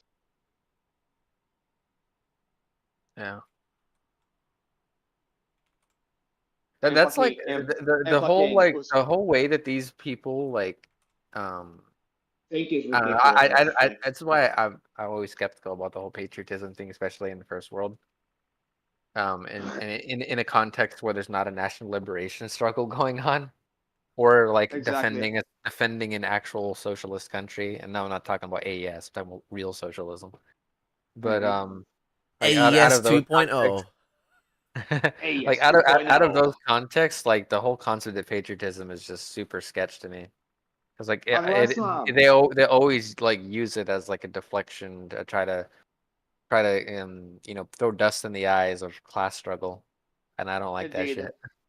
In general, I fucking see I usually see fucking Pat Socks or fucking or any fucking white supremacist who's a nationalist say, well, if ex-colonized nation can have a national liberation struggle, why can't we have one too? Huh? What? You're not That's even one in that your own they usually fucking country. Like, what? exactly. Like, oh, I'm an Exactly, American. I'm gonna have a national like liberation struggle. What are you gonna do? Build Little England inside America that already exists? It's Little called England. New England. It's like it's like it's like it's like first off, the U.S. is not a nation. It's a fucking settler colonial state composed of multiple colonizer and colonized nations. Two, if two, there's this little funny thing called revolutionary defeatism. Maybe you haven't heard of it before.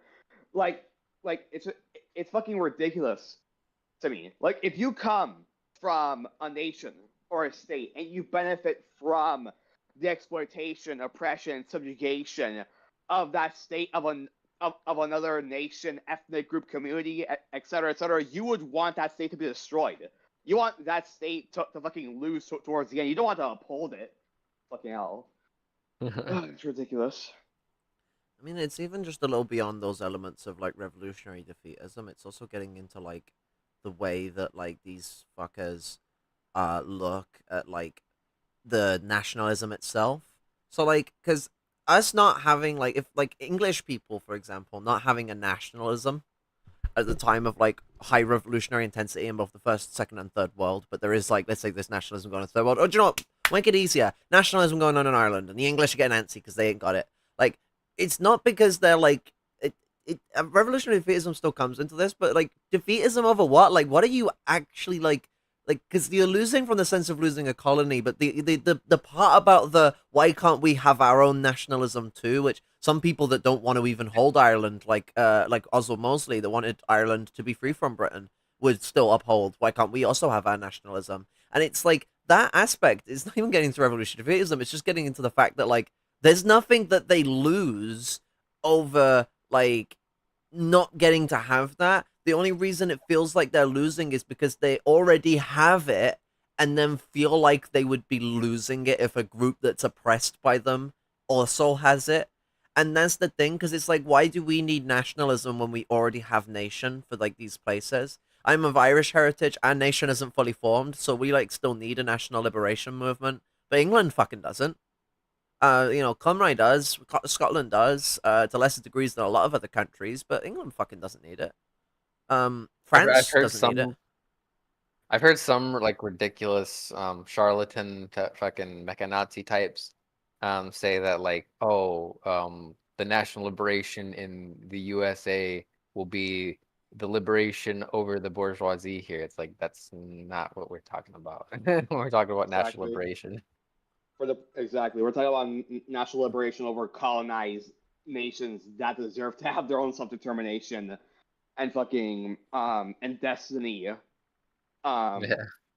of the direction of their nation, quote economically, socially, politically, and culturally. quote unquote race as a fantasy very much does exist, even if it pretends or strives to be scientific. I do think there is a difference between racism and the quote unquote concept of race, even though they very much overlap. Well, I mean, like, racism is actually, like, was the core ideology that brought about the concept of race. The first people that coined the term racist were the racists, to describe Yep. themselves. And, race as a concept is a colonial cultural relationship. Um, it's a very intrinsic element to like colonization and domination of other countries, and we see this with like even earlier forms of it that weren't focused on skin color, like the Arabian concept of blackness that was formed in the Spanish the place that would soon become Spain, the Islamic Caliphate that was running it. They actually were like looked down upon by the rest of the Islamic community, but nevertheless, their concept of blackness, translated onto the Spanish, they eventually developed it and made it worse, and so we start to see the inklings of skin color become a core element of it a lot more. I mean, it probably was all the way back then to some degree, but it was when it started to concretely become about it, and blackness not just being like the emptiness of soul, like it had meant in like Abrahamic faith as long ago as when the people that were believing that were also themselves black or brown. But and then the British, they invented whiteness in like the 1700s or something. It's like really not that old. I mean, the concept of whiteness and purity actually kind of existed before that, but the ideation of it being around skin color in the West, came later. It didn't come that late, but as an actual racist like philosophy position, philosophical principle, that came from the It's British and not the that old. Caribbean. Hmm. Unlike Asia, which had already like cemented its form of white supremacy before the Europeans had actually got their foot on the ground. Um, Indeed. I mean, hell, even before whiteness was even what was even a thing during when European colonialism was happening. It was more so ethno-fascism, where X ethnic group is the quote unquote superior ethnic group than X other ethnic group, and so on and so forth. I mean, that still gets into like the way that racism works because like they did like try and Indeed. separate ethnic groups. If you were white, if you were brown or black, they didn't give a shit. Like you were just a brown or Exactly. black person. So like that was where a lot of this stuff came from. Whiteness became a specific modifier, so the British could say that they're the most white and the most pure. Um, Hmm. X ethnic group is the superior race, and so on and so forth. well, yeah, because Imagine bragging racism is about being born the from white. eugenics, and eugenics goes all the way back to like the Greeks. Really, I didn't know I didn't know it went Yeah, that it's far. I mean it's a Greek I thought it concept. started with the Romans. No, it started with the Greeks. Eugenics is literally a Greek word. Didn't know that.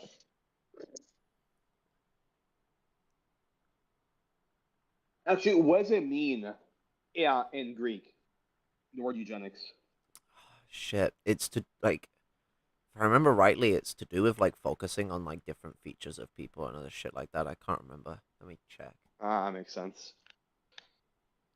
It's Sounds about something. right. It's something that sounds like rather like similar to the way it's like interpreted today. It's just like the biological aspects of eugenics didn't get as intense as they were today until modern era. But I mean, even the Romans were engaged in biological eugenic stuff, and we did a lot of that stuff in the Middle Ages too. It just wasn't like I guess it sounds weird to word it like this, but it wasn't as like concreted in science as like the pseudoscience of eugenics of the 1800s.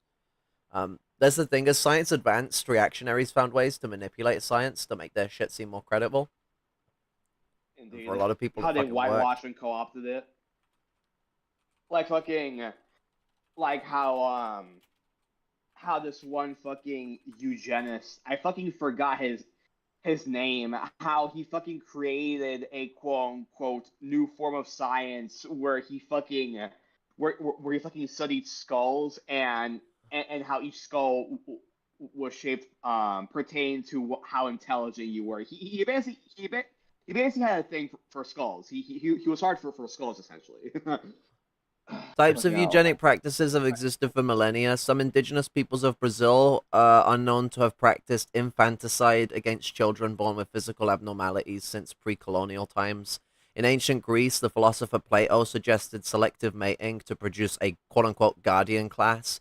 In Sparta, every Spartan child was inspected by the Council of Elders, the Gerousia, whom determined whether or not the child was fit to live. All goes back to Plato. Yep, All the time.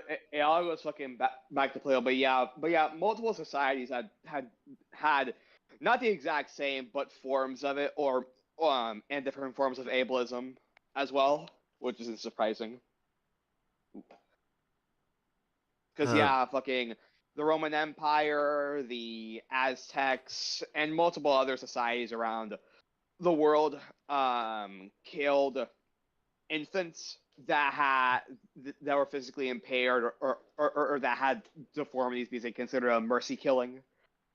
in the early years of the Roman Republic, a Roman father was obliged by law to immediately kill any quote unquote dreadfully deformed child. According to Mm-hmm. Tacitus, a Roman of the imperial period, the Germanic tribes of his day killed any member of their community they deemed cowardly, unwarlike, or quote unquote stained with abominable vices. Although take salt, this is from an imperial. Usually by drowning them in swamps. Modern historians, however, see Tacitus' ethnographic writing as unreliable in such details. Oh no shit. It's almost like the guy whose name sounds like tactical might be like a bit of a Roman tactician, who knows. Um The world may never know. Eugenics became an academic discipline at many colleges and universities and received funding from many sources. Organizations were formed to win public support and to sway their opinion towards responsible eugenic values in parenthood, including the British Eugenics Education Society of 1907 and the American Eugenics Society of 1921. Both sought to support from leading clergymen and modified their message to meet religious ideals. In 1909, the Anglican clergymen William Inge and James Peel both wrote for the Eugenics Education Society. Inge was an invited speaker of the 1921 International Eugenics Conference, which was also endorsed by the Roman Catholic Archbishop of New York, Patrick Joseph Hayes. The book, The Passing of the Great Race, or The Racial Bias of European History, by American eugenicist, lawyer, and amateur anthropologist. You can fucking strengthen the word amateur there, although amateur actually technically means to love, but we always use it to mean people that are stinky. It's amateur. It's not amateur. I've heard some people. No, I've heard it's a some French fucking word. It's liberals are- amateur. Amateur. As in toi. So T and or. Toi. Amateur. That Yeah. accent was Amateur. perfect. It was like Fucking- I felt like I was literally listening to a documentary. I thought, honestly, Yeah, Kara, we go. I can you do my fucking- 7 very well, is this the thing? You Unfortunately. fucking you literally sound like that fucking guy from like the fucking National Discovery Channel. That fucking one British guy that was fucking does the shit for them. I don't sound like David Attenborough. I'd rather not sound that like a his guy name? anyway, but I don't sound like David Attenborough. David not Attenborough is a more exactly. like stoic sounding guy. Like he has this very like soft and somber voice that I just could never achieve. Wait, David, is that the person who voices Planet Earth? Yeah, I think so. He's the Oh, one that's- that's like, now love here that. we're in the habitat of the Australian red kangaroo. I freaking love that dude's voice. It's so soothing. I love that dude's voice, and honestly, Kari, your voice is also very soothing. I love it. My voice It's is very cool. abrasive. I have the voice of like a. I mean, I might actually have like really awful. I freaking hate my voice. That's why every time I pull your stream up, I mute it when I'm on. Well, I would Tara? disagree that race is thoroughly a Western concept because, like, race. Yeah, no. I'm answering stuff in the comments. Race is like it's a confine that kind of just exists along all the societies. I guess calling it race is like a European thing, maybe, but like Asia already had like rampant racism while Europe was still banging rocks together. whiteness has been like a India, really big part of China, Asian racism for a long time, and is getting into that indeed. similar line of development that we've seen exist in every portion of the world where certain groups take supremacist positions against others and take over. We can see this with indigenous empires in America. We can see this with the imperial like relationships of Africa or Asia or America or the Europe. I mean, basically the same person. But the so like racism has just been sort of like a really big issue. It just has different conceptualizations, and like race is not necessarily always the term used to describe it until the British kind of universalized and standardized their form of racism onto the rest of the world. And what you see is when you look at like Asian racism or anything like that, you'll see a lot of British racism in it. It's almost like they had like a software update or something, and just like they loaded the new racism software from fucking Steam. Beautifully Oh, said, I Kara. actually I should have said Microsoft. That'd have been funnier, but oh well. Same thing, basically.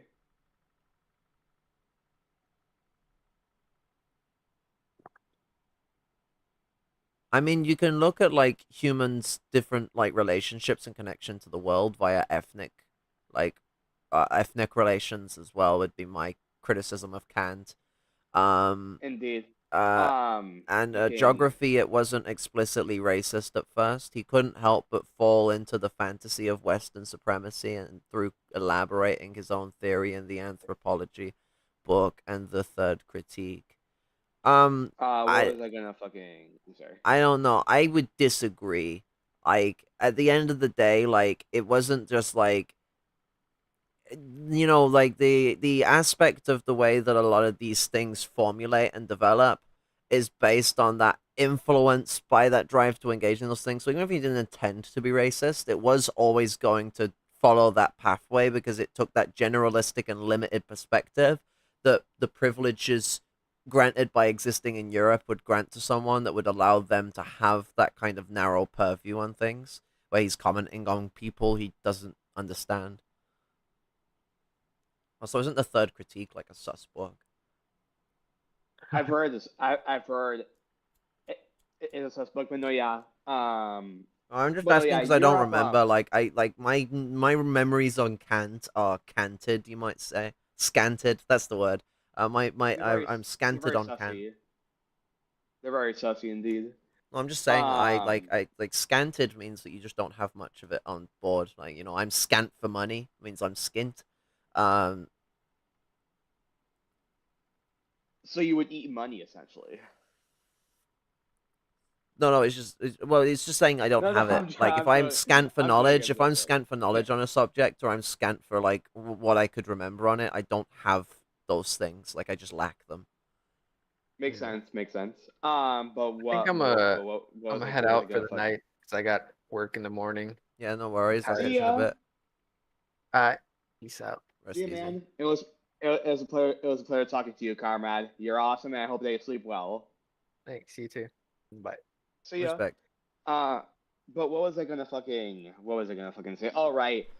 With what you were saying, Kara, it's not so much that racial hierarchies or racial oppressions didn't exist before Europe. European racism, and especially white supremacy came along, and they were like, "Hey, how about we have this, but make it a global phenomenon?" That's basically what European settler colonialism did. Um, it's actually very interesting. I mean, in general, as dialectical historical materialists, we should be observing not just the racial hierarchies of Europe and how they start to come about, but the racial hierarchies that predate Europe and to have existed before it, and how those two have interconnected and how they shape each other.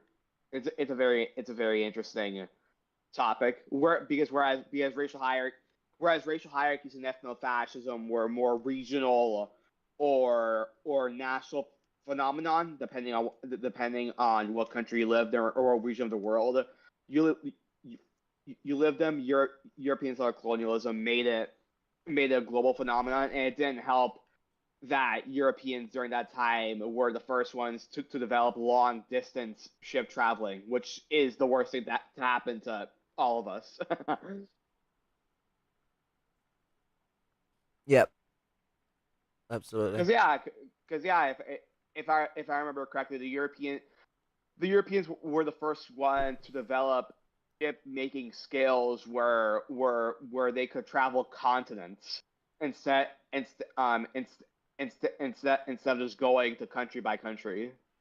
Also, in the comments, I not necessarily say that it's embracing or like believing in race to support like black folk and like I mean, the element of put it in the sort of concept of soul, but you can put it in any sort of aspect. That sort of like relationship because like opposing race doesn't necessarily mean like opposing blackness. Blackness is a byproduct of race. It's not a Exactly. people being like respected for their black culture and like uniting on that respect and uniting on that common ground that's given to them by the oppression of being black is actually a big major part of opposing race and its like dominance over society because I mean for all we know blackness might not wither away, it might just remain because it's an oppressed culture and it's like a part of those people, it might wither away. It's whiteness that's the distinct one that has to be like removed and obliterated because if you get rid of whiteness, you get rid of that racial divide and that racial hierarchy, and it tumbles down on its feet.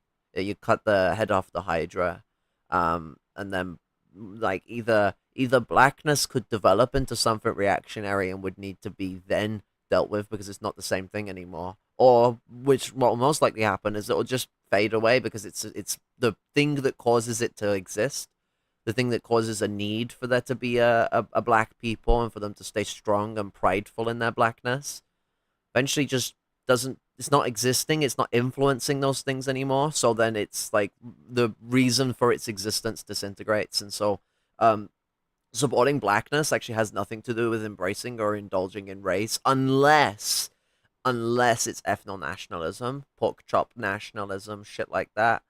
That Cultural kind of stuff nationalism, yeah. gets into the fascist elements of anti-colonial struggles that have occurred before. Garvey. Oh, it seems I have like Or an early black nationalist who was actually very important to black nationalism, but politically sucked. or Like Eldridge Cleaver as well.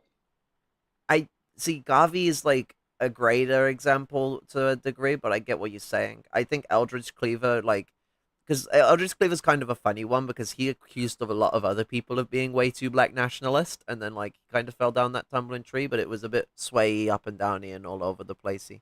You wanna know what's funny? You wanna know what's fucking funny is that cultural nationalists actually almost got fucking Huey P. Newton killed, and what and what I mean is that I don't think you were there, Kara, when we start to read the early sections of Seize the Time. I think you came on later. But Um, essentially during the yeah, I wasn't there but for essentially that during book at all.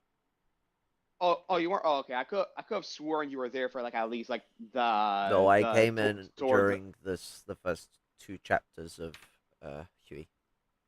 Oh, okay. Then my bad. But anyways, towards the beginning, towards the beginning of towards the beginning of Seize the the Time, um,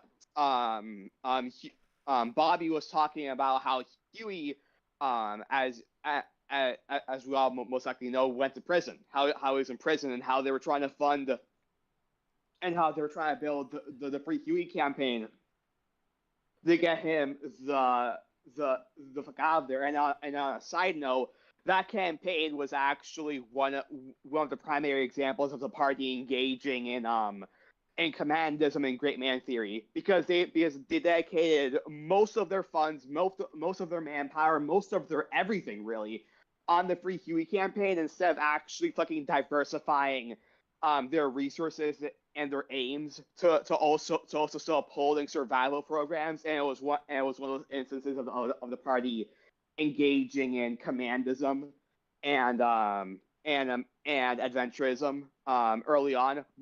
I mean, but yeah, I that's mean that's the thing. A lot of people think that but like that's the besides the issues point. I'm of sorry. party leadership started like later on. It's like, no, the Black No, Panther they were Party there was early. organized poorly from the start in the way that they organized their leadership. It made sense when there was what was there like 12 of them, 14 of them, but when there was fucking 50 of them, a change should have maybe have happened. You know, by the time there's hundreds Indeed, of you, it's like I think a change should have already happened. indeed. A lot of black people But don't know what tribe or where in Africa they came from. Thankfully, some have been able to find out where in Africa they come from with stuff like ancestry.com. You do have to be I mean, careful with even those. ancestry though, Yeah, like exactly. not just because some of the stuff they can say is kind of bollocks. They actually don't show a lot of like African heritage on there for some reason. Exactly. When it comes to, But sorry, it's owned by Mormons and they're like which tight and they have a lot of ties with white supremacy, and a lot of Mormon institutions are tied in with the CIA and the FBI. To be honest, giving those kind of people an ethnic index on me is something that's one of the many reasons why I won't go towards those institutions. But I know enough about like where some of my heritage over the last like few hundred years comes from that I can just be all right with not knowing the exact numbers of here and there, not knowing what elements of me come from mainland Europe or from Africa or from Asia. I know my Asia. family like has some weird fucking connections with like some groups. I know we've got Viking heritage, although I guess that one's not weird because they did kind of invade. But like That's not too weird. but like fucking, you know, as someone who comes from that black colonized perspective and that position and that like experience, like there's little choice to turn around and just lackadaisy it because like I mean you kind of pushed into a position where it's either like having to like scrap at the scratches to figure it out and it can really help free people from like a set of chains that they've had um and like Or could those that backfire can't do horribly. that it becomes a devastation because one of the main issues is because black nationalism for the black nation like their existence is not properly respected and so they don't have a nation at home to also ground themselves in and actually have their own institutions that organize figuring these things out. Instead it's like having to trust a white man institution that only cares about white man heritage to maybe tell you at an expensive price whether you like either where you actually come from or some of where you come from, missing out chunks of it because Africa and is like the least well documented on out of any of the ethnicities on Ancestry. Um, so like yeah, Indeed. it's Not only a just that. Oh, tragic sorry. situation because of the colonial nature of like the existence of being a black person and that like you know especially for those that are like of what you could say are the like the most like the most afflicted by blackness which are those that have been through the system of chattel slavery. Indeed. Not only just that, but when it comes to the ancestry tests, even if it wasn't owned by Mormons or fucking white supremacists, even if it wasn't owned by them, Still culturally influenced by especially whiteness. exactly, it's so culturally influenced by whiteness. B, it's still Eurocentric and American centric. And C, let's say you have an African person, right? And let's say they do the ancestry test, and let's specifically say they're new African, right? So they were enslaved by by the sellers by the settlers in the U.S. through the Atlantic slave trade, and they do or rather their ancestors were, and they do the ancestry test. 9 times out of 10, they don't fucking delve into the to how fucking diverse some of the countries are. Like it'll literally just pop up. You're Nigerian. Like that says nothing about what ethnic group you come from, what nation you come from, what your specific heritage is. There's like dozens of ethnic Some of them are better than communities others. in Some of them will Nigeria. tell you if you're Swahili or not, but like the a lot of them are more general, and they'll just go, "Oh, you come from like," and then color in the whole of Nigeria, and it's like I'm pretty sure I come from a certain part of Nigeria if I come from Nigeria. Like Exactly. Nigeria is like bigger than France, if I remember rightly. So like I'm pretty Okay, sure that's Algeria. I think Algeria is bigger than France. I think Nigeria is a pretty Nigeria is big smaller. country, isn't it? Isn't it? I'm pretty sure it's a fat country. It's wide. It's I'm got birth. I mean, yeah, but Niger is way bigger than Do you know what? Nigeria. It might be Niger. I'm getting confused with. Niger is definitely bigger than France, or at least by a hair. It's bigger than France. Algeria is fucking huge. In fact, if I Okay, remember if correctly, you have all three of them united, like yeah. Actually, if on Algeria night, if oh no, that's the Algeria Congo. night, Sorry, that's the Congo I'm thinking of. The Congo. That one. yeah, If the Congo was the full Congo, it would be bigger. But the Congo is like three Congos because you gotta have a Congo to bingo bongo bongo. you gotta love the African scramble. You really gotta love it. but no, yeah, if I remember correctly, Algeria is the largest African country. Really though. Yeah, it is. Well, quote unquote African. It's a fucking settler colonial state. It doesn't actually fucking represent the actual ethnic groups or nations of that region. But yeah, no, it is the largest.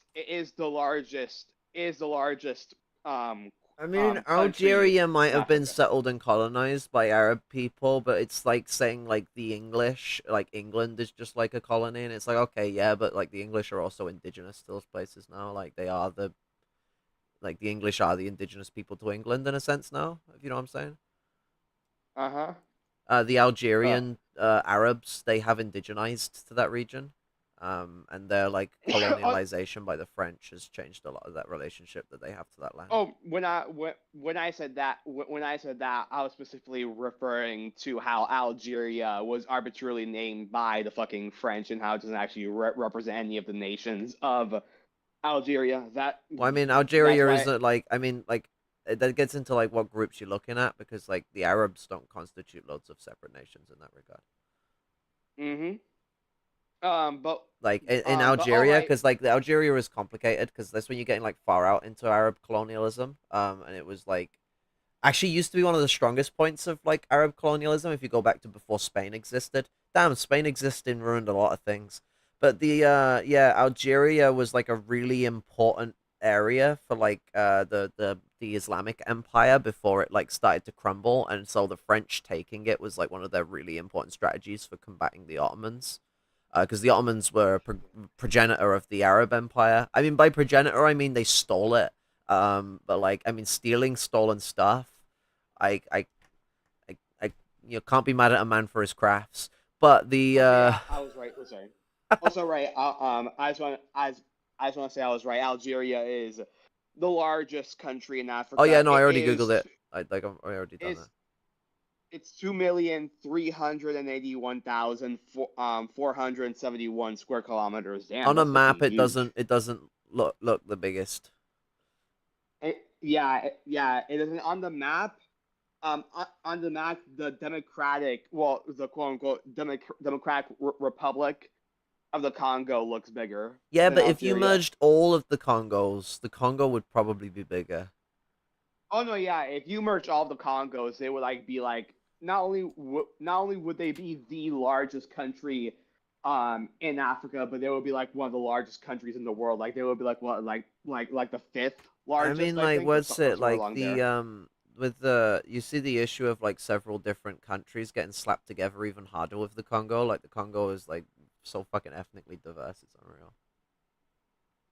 Indeed, it's gonna be very interesting seeing decolonization playing a role in Africa and seeing all of the different African nations I mean, there's gonna having be their own also self dealing with the determination, issue of like Arab chauvinism and Arab colonialism in the region too, because like I feel a lot of especially in people northern forget about that Africa. when they talk about the Arab people. Is like, I mean, they forget about like the like because they'll like do the right thing and show solidarity with poor Arab people, like the Arab working class and in many regards the Arab middle class, but like they will then show this like support for the Arab bourgeoisie, and it's like those people are like successors of people that like think black people are like the fucking devil and like are trying to take away their like their power in the region. Like the like seriously, people read the Green Book with your fucking eyes open. Gaddafi literally goes on about like fucking really racist shit in there. He also wrote a letter to the European Union going on about how like black people are gonna like take over the world someday, so we need to like Super Saiyan team up and like fight the black people. So Hell, hell, not just the Green Book. Fucking read how Europe underdeveloped Africa, because if I remember correctly. Obviously, it mostly talks about Europe, but it also talks about Arabian colonization as well. okay. In the book. Yeah, I mean, because that's an important part of it, and Arabs are like where you start getting into like how Europe and Asia intersect a lot. You could say that West Asia is Eurasian in its like existence, same as like East Europe is as well. Like the closer you get to Asia, the more Asian it is. I mean, South Russia is like fucking Asian Muslims and stuff like that. Like Yeah. um, so I could be wrong. Oh, sorry. Arabs are like considered brown by us. They're considered white by black people in a lot of circumstances and issues. And like, I imagine. Oh, sorry. go on. I don't know. I was I was just gonna say, correct me if I'm wrong, Kara. But when it comes to Arab people in Africa, especially northern Africa, especially northeastern Africa, I imagine it's a similar thing or a similar situation with white people here in the in the U.S. Obviously, the revolution is going to be led by the colonized indigenous and African people of uh, of here, but and Well, I mean, here obviously, that's gonna and, get and into because like depending on the relationships and how these countries operate. Because like, if you're in a country where like it's like basically just an Arab nation at that point. Like a lot of the Middle East is like this. The Arabs weren't just everywhere; they spread to different parts from Iraq and from and outwards. Iran. The Arabs have been in Iraq for as long as time can be asked to count. Is Um, that where they originated from? Iraq.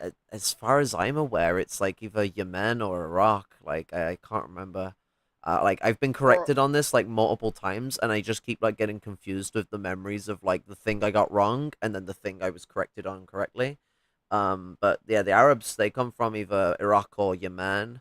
But like there was an Arab in Iraq who very famously came up with this religion that was named after himself, the Abrahamic faith, because it says Abraham was here an Iraqi Arab.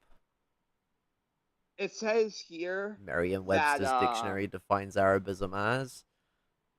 it says here that I could be wrong, but it says here that it's not really known specifically where they There's a originated, and and, and it's more so that Arab people originated in the regions where Syria, Palestine, Saudi Arabia, Jordan, Lebanon, and Iraq are present day. Yeah, because there's two major groups that are considered the like the OG with the Arabs, and it's getting into the Canaanites and then the Arabs, but the old Arabs. I can't remember what they had a different name. Oh, what's it? The Mesopotamians. So Mesopotamians and the Yes. Canaanites. They're the big like two like major ethnic groups that made up the like the Arab. two major trends in Arabian development. But like I say, we don't fully know because a lot of the history of those times is very scanted.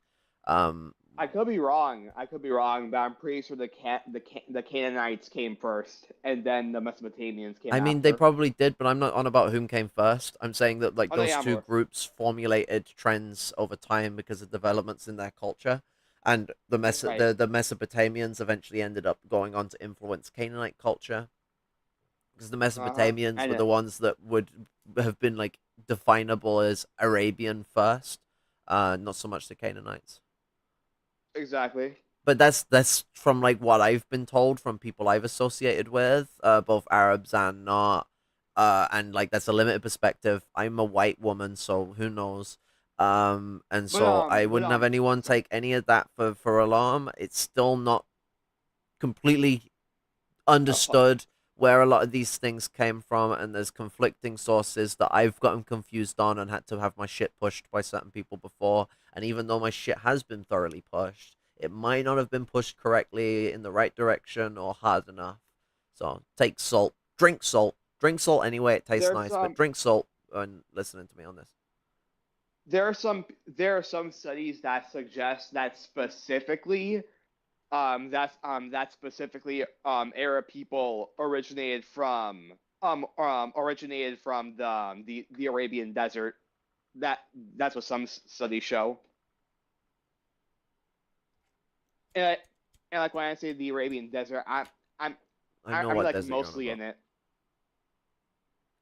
But with what I was saying before about trying to like say the similarities, just like how European diaspora colonizers here in the U.S. have been here for so long that that's practically all they fucking know, and after decolonization, they're going or at least the majority of them are going to say so long as white supremacy and whiteness is being combated in the communities. I imagine it'll be a similar thing with Arab communities in North Africa. They've been there for so long that it's all they know. It's all that they've ever lived. So it's I not mean, a lot that of these are that. like a lot older than America is as well. Like the Arabs were Oh no, yeah, there yeah, most when the definitely. Romans were just dying. Like the Arabs started colonizing Africa when the Romans were still in Europe. Oh Um, yeah, they've been there so longer than the American it's settlers. more like this. It's not like American settlers where like they're there and they're gonna stay there like other than like the awful people because like it's all they know. It's like the English where it's not just only all they know. Like they've actually formed nations in the region.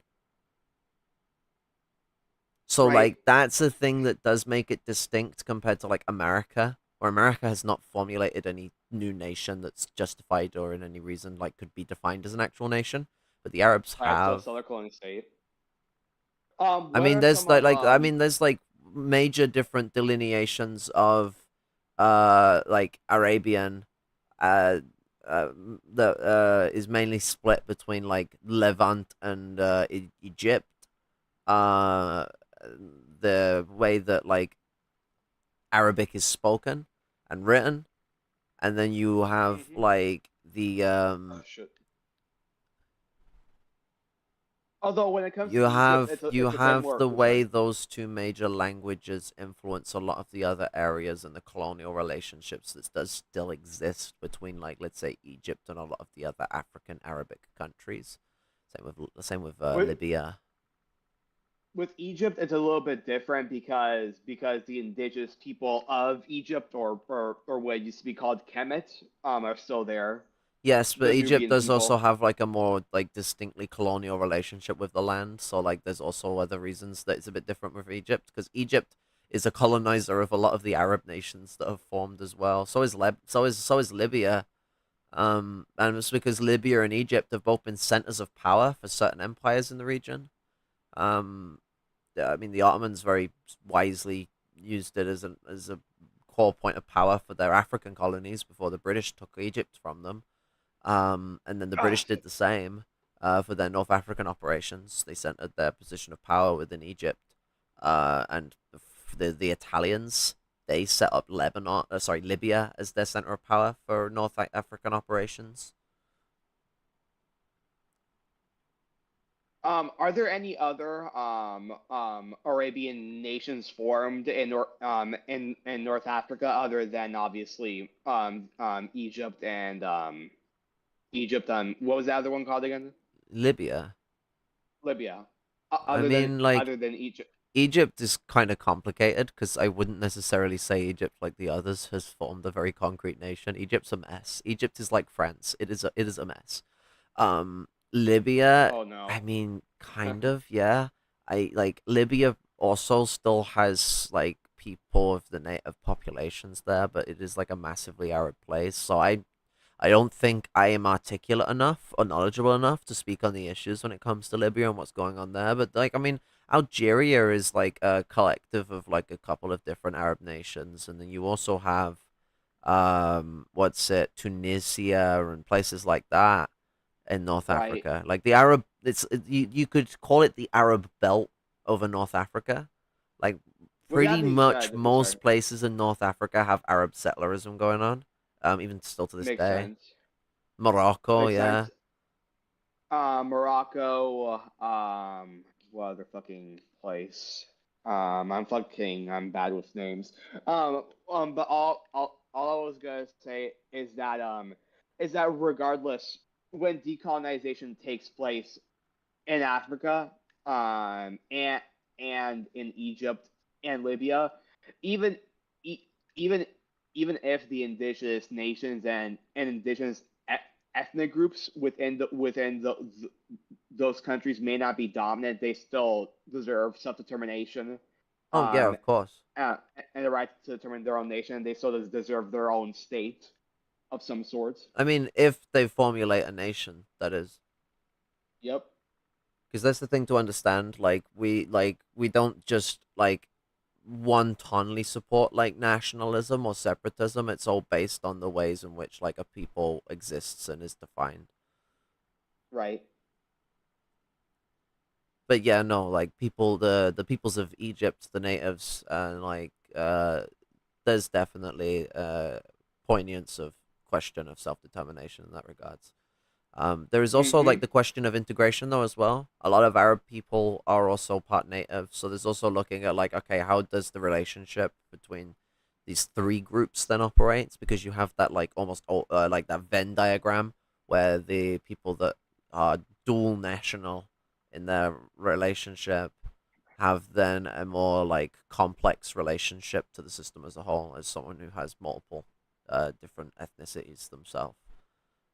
I Um, imagine I imagine it depends on a I imagine it depends on a how closely are they related with whichever particular nationality they're a part of, and b um I'm actually more um talking not about what they think. I'm more talking about how society treats them and the right. relationship that exists there and how that creates effects on the relationship between different groups. Are they being enforced and pushed towards whiteness, Arab whiteness, to oppress the black heritage and the black people of Egypt?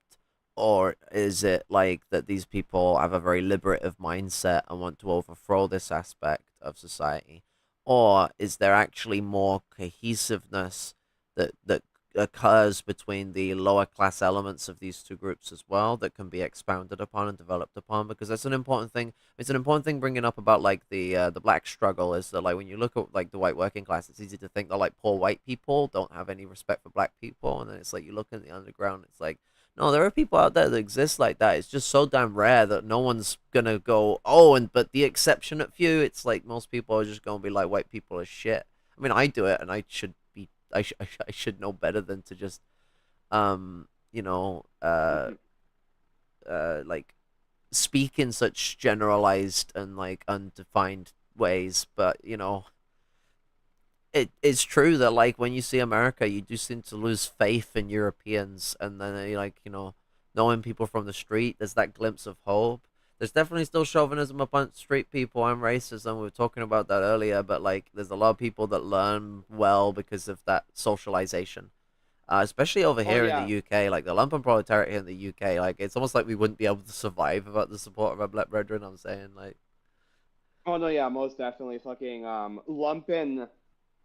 lumpen settlers, while still obviously benefiting from the racial hierarchy and and white supremacy in some forms, definitely share more solidarity and more revolutionary potential compared to compared to their labor aristocratic or petty bourgeois counterparts because like who have never lived in those material conditions, who have never really engaged with the struggle and solidarity of colonized people, and and when they do engage, with the different cultures of the colonized people, it's 9 times out of 10 going to be co-opting and whitewashing it. And while that's not to say that doesn't happen among lumpen settlers, you are gonna find more nuanced I mean, we to it, tend to be and more then integrated with a lot of culture as well, though. exactly, So, like, a lot of it's cultural transfer, which is a little different than cultural appropriation. Well, a lot different. exactly, But I exactly wanted to that get to an that's what I actual was gonna say. point that I was trying to make. So, um, Well, the and after I I'm was gonna trying to say, get to a point that I was trying to make in my original piece that I was saying because I was using an abstraction.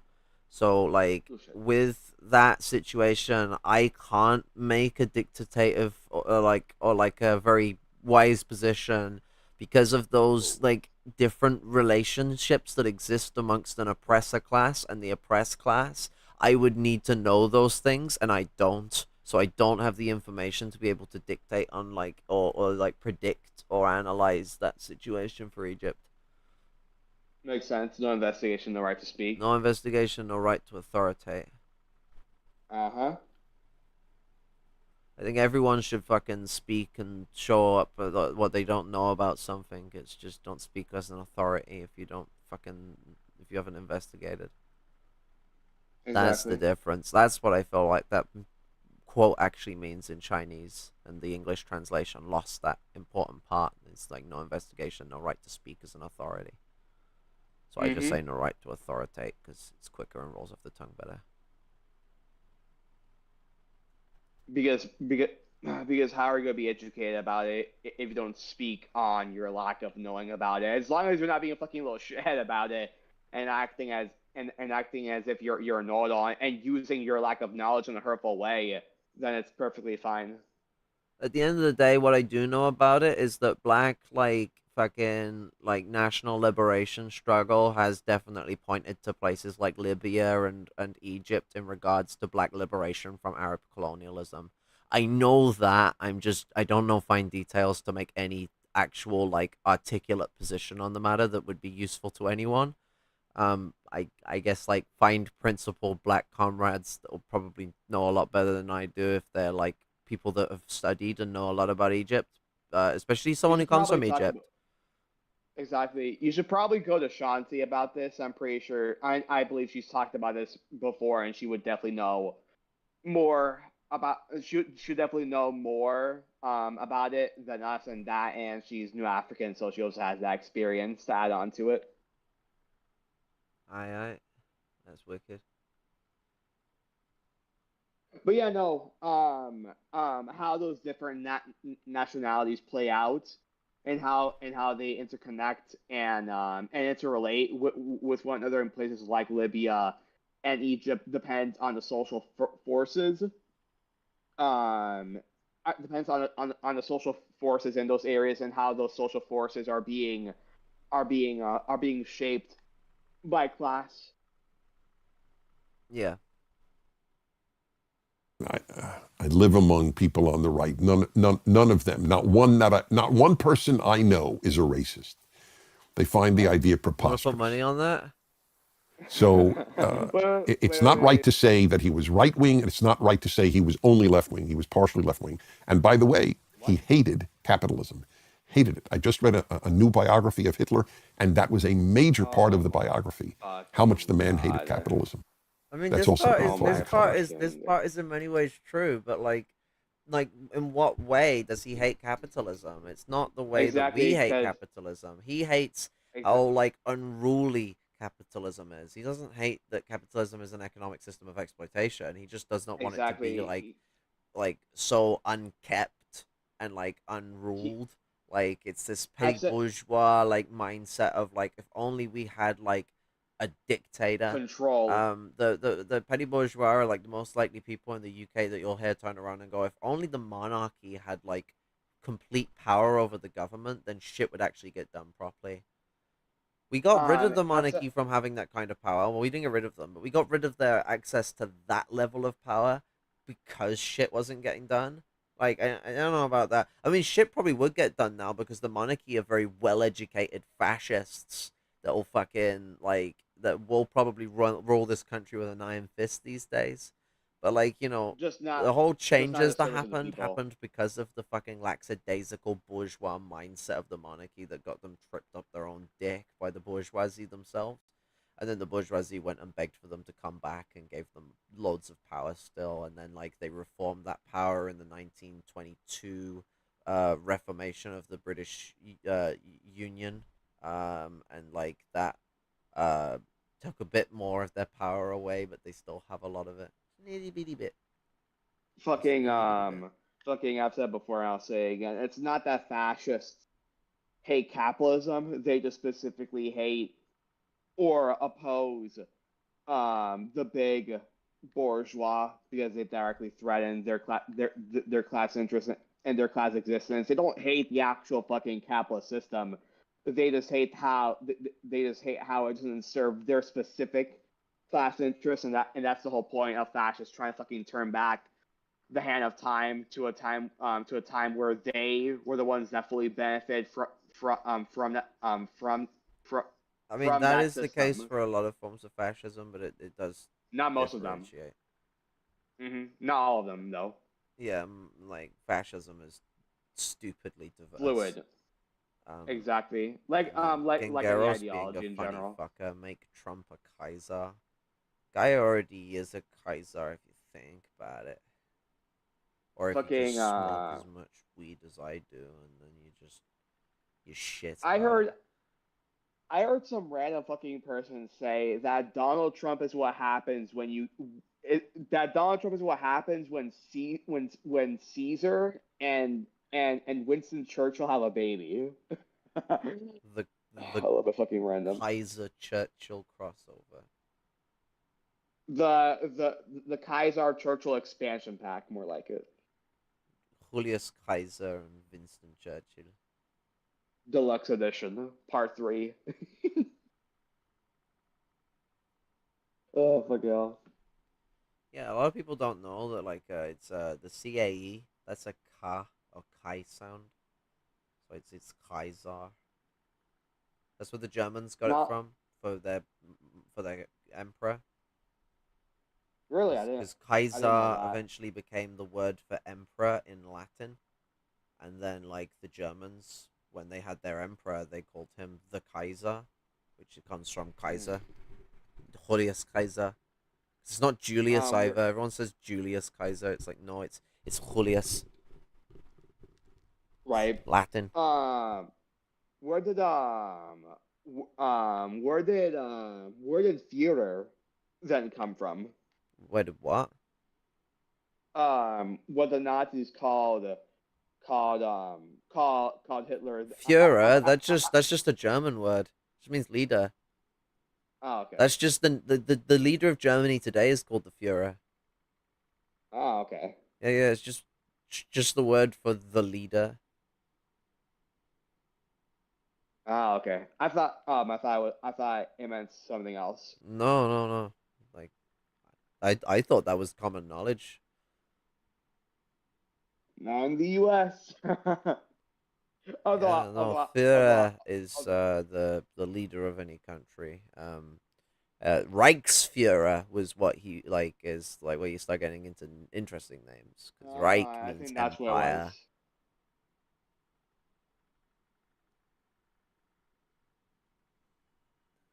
Right, there was the first Reich, the second Reich, and then the third Reich Yeah, with and then Hitler. the East Germans had a railway line that they named the Reichsrail. Bruh. I think this is the 60s, either the 50s or the 60s. They're definitely socialist. Definitely. Fuck yeah. And now I don't know if they if if they if they're accurate, but now you have the modern day German empire, which I guess you could say Isn't is the really a Fourth Reich. separate German empire. The Germans are only an empire because they got big off of investment from the West and the development of the European Union. They are an entity that's like congruently tied to the European Union, as far as I could tell. Right. Like the French and the Germans, they don't operate separately much. I mean, they do sometimes, but most of the time they operate quite as a unit. It's actually a thing that made Britain kind of a weird, like, weird leg in the three-legged horse that is the EU, because the British didn't like playing nice. It's kind of their big thing, and so no one likes to play nice with the British either. Pish posh. Well, what's it? I mean, like forever, like for the longest time, a fucking EMP was fucking Nigel Farage, like for ages, like fucking ages, and so our like representative was just like a complete cunt. Nice. So he's bitching about how much it's not a democracy and actually making like sometimes correct points because it isn't very democratic, the EU. He is a representation of how it's not fucking democratic because I didn't want him representing me. Like, I know most people fucking didn't. Also, if you hear noises in the background, it's because I'm playing Silent. Not Silent Hill. Dennis. Outlast. Okay. Was that all he said? Capitalism. That's also not taught in college. Okay, just mumbled. Can't understand what he's saying. I didn't queue up the hustle, but it queued itself up. I don't think that's allowed. Interesting. For MLK Day this year, a lot of people are looking at his old quotes and speeches and using them as a guide for what we should do with racial injustice in this country right now. One of those groups is Black Lives Matter. But Black Lives Matter doesn't align with anything that Martin Luther King Jr. said back in the day. Here's why. What's up, guys? This is Wilbur with PragerU, and the teachings of MLK don't really align with Black Lives Matter. But before we get into the video, guys, remember, if you're not subscribed to our channel, subscribe now and make sure that you hit the bell so that you can always be notified whenever PragerU releases a new video. First of all, Black Lives Matter takes MLK quotes out of context. They always like to show the quote, a riot is a video guy. If you say subscribe and hit the bell, it'll increase the algorithmic like chance of like you getting like shown by YouTube in places like this weird shit like that. Don't subscribe and don't hit the bell. How about that? Guys, remember, if you're not subscribed to our channel, subscribe now and make quotes out of context. They always like to show notified whenever PragerU releases a new video. First of all, Black Lives Matter takes MLK quotes out of context. They always like to show the quote, a riot is a language of the unheard. But reality, they leave out the lines that Martin Luther King said right before that, where he called riots self-defeating and socially destructive. Secondly, Black Lives Matter wants to disband the West. And that's not only a mistake on his behalf, but also it's a half-truth at the same time. If they're not organized, not directed, they could be self-defeating and self-destructive. Like, they're an important factor when they're not, like, demonstrably liquidationist and they're actually, like, directed towards, like, conglomerated and organized struggle. So, like, you know what, like, there's part of it that's a part of King's reactionary tendencies where, like, he kind of was way too much of a pacifist. And there's also part of it that comes into, like, what makes a riot, like, not get its goals, not function, not succeed. A lack of, like, organization to that riot. If you just unorganizingly riot, then you could be defeated, you could get crushed. If you organize these elements of violent struggle when these need to happen, because, I mean, society is pushing us to have to do it, then, like, you know, we're having to, like, fight a war that we're being forced into, and we're organized in how we do it, and so we're therefore more capable of fighting the opponents of that war because we never started the class conflict, we're victims of it, and so we're responding. It's self-defense, and in an action of self-defense, if someone is beating your ass, you gotta fight back. Exactly. Not only does that, but I always find it fucking funny how these fucking reactionary conservative shitheads will fucking claim that they truly represent and that they're fucking critical thinkers, quote unquote, but they literally treat what Malcolm what Martin Luther King said as it being gospel, and never consider the fact that maybe, just maybe, he was wrong about some things. Like, for instance, how if a riot is not violent, then it will most likely not get shit done as long as it is organized, well principled, well disciplined, and and its intentions and aims are known. Once again, theory without praxis is And it's willful not just inaction, but praxis. defaulted to as the only way of struggling. Like it's as most times is brought on by a necessity, not by a lust for. Exactly. Because they're That's the making it thing seem that like BLM is like lusting for violence, and it's like no, they haven't been given any no. other choice.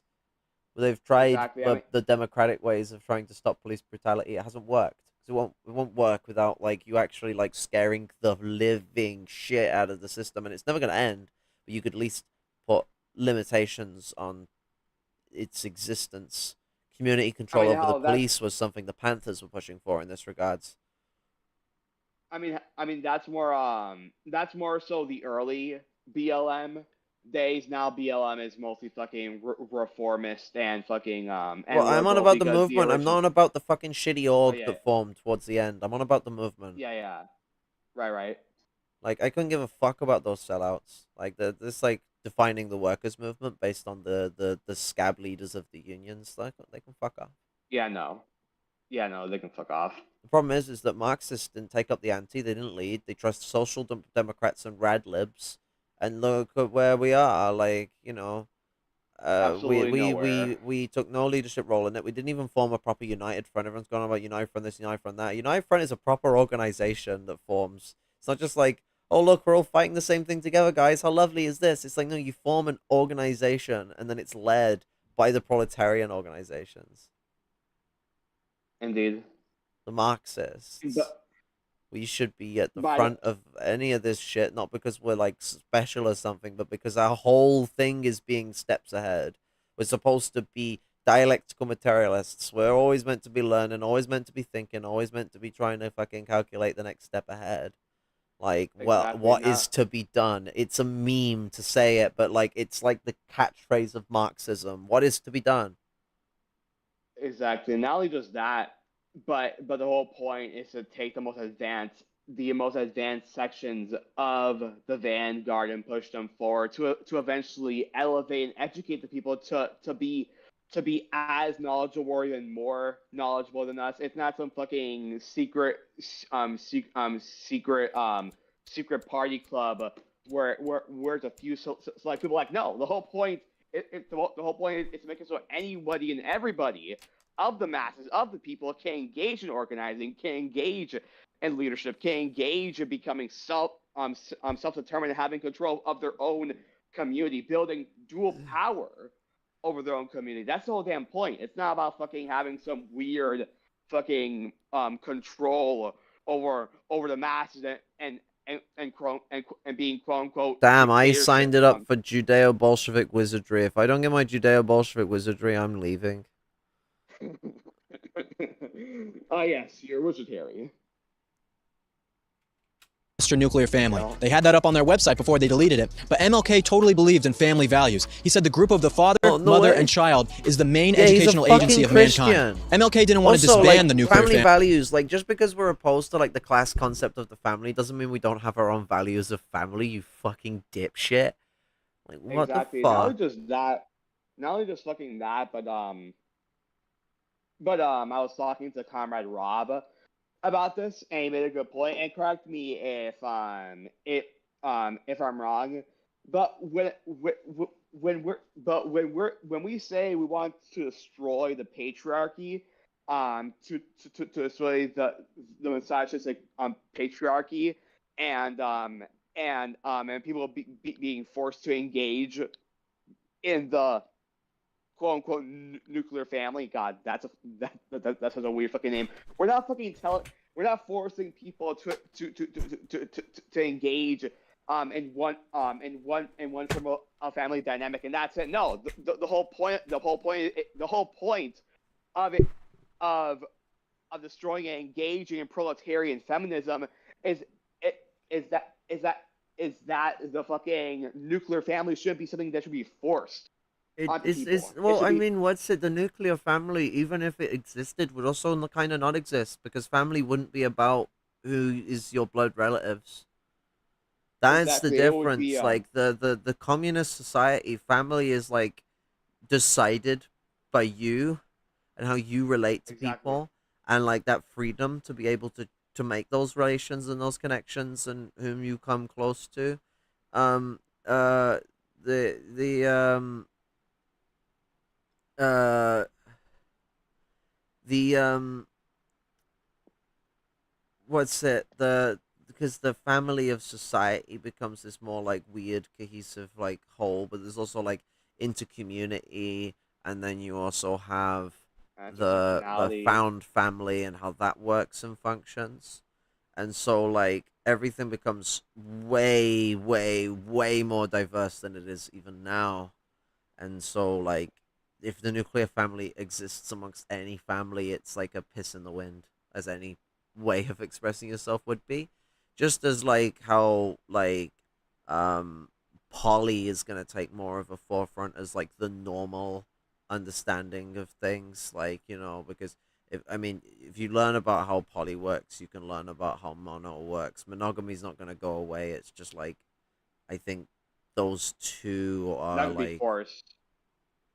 that. I mean, like, you gotta look at it this way: is that like humans are very social creatures. We are, and so Uh-huh. poly is just kind of something that ends up having people drawn to a lot. So I, in my prediction, think that poly will become like the norm, in Oh, how I we agree as well. educate at the least. Maybe not necessarily be entirely the norm in how everyone sexually relates or romantically relates, but I think it will Exactly. certainly affect education massively and how we perceive and express sexuality. Um, Indeed. It would also be it would also be interesting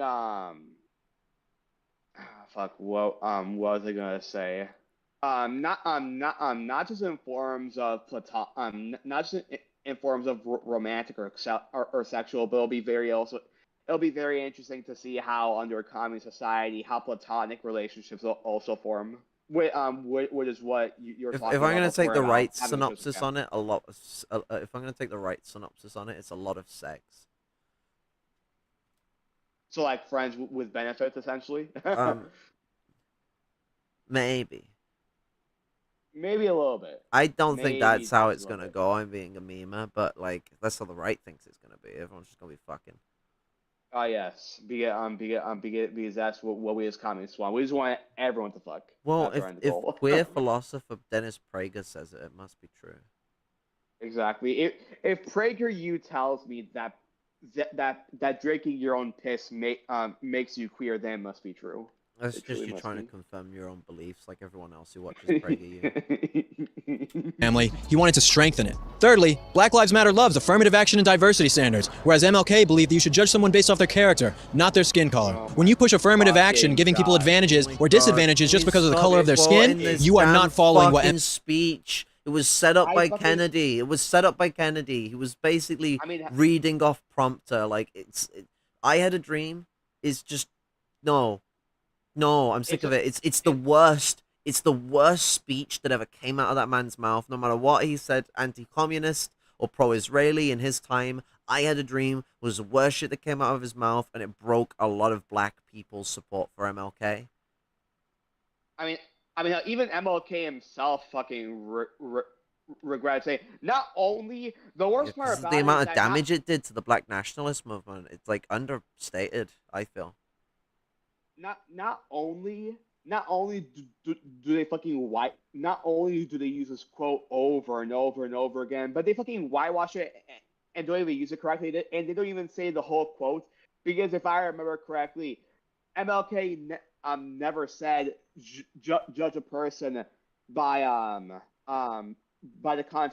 by the content of their character, not by the color of their skin. If I remember correctly, he specifically said, "I want to live in a world where my children are judged by the content of the character and not by the Yeah, color of their skin." yeah, That's what he that's the truth. specifically That's the said. true quote. They cut out that first bit because it allows them to make it sound like he's just saying, don't Oh, criticize people like this. And it's like, you know what, as well? exactly.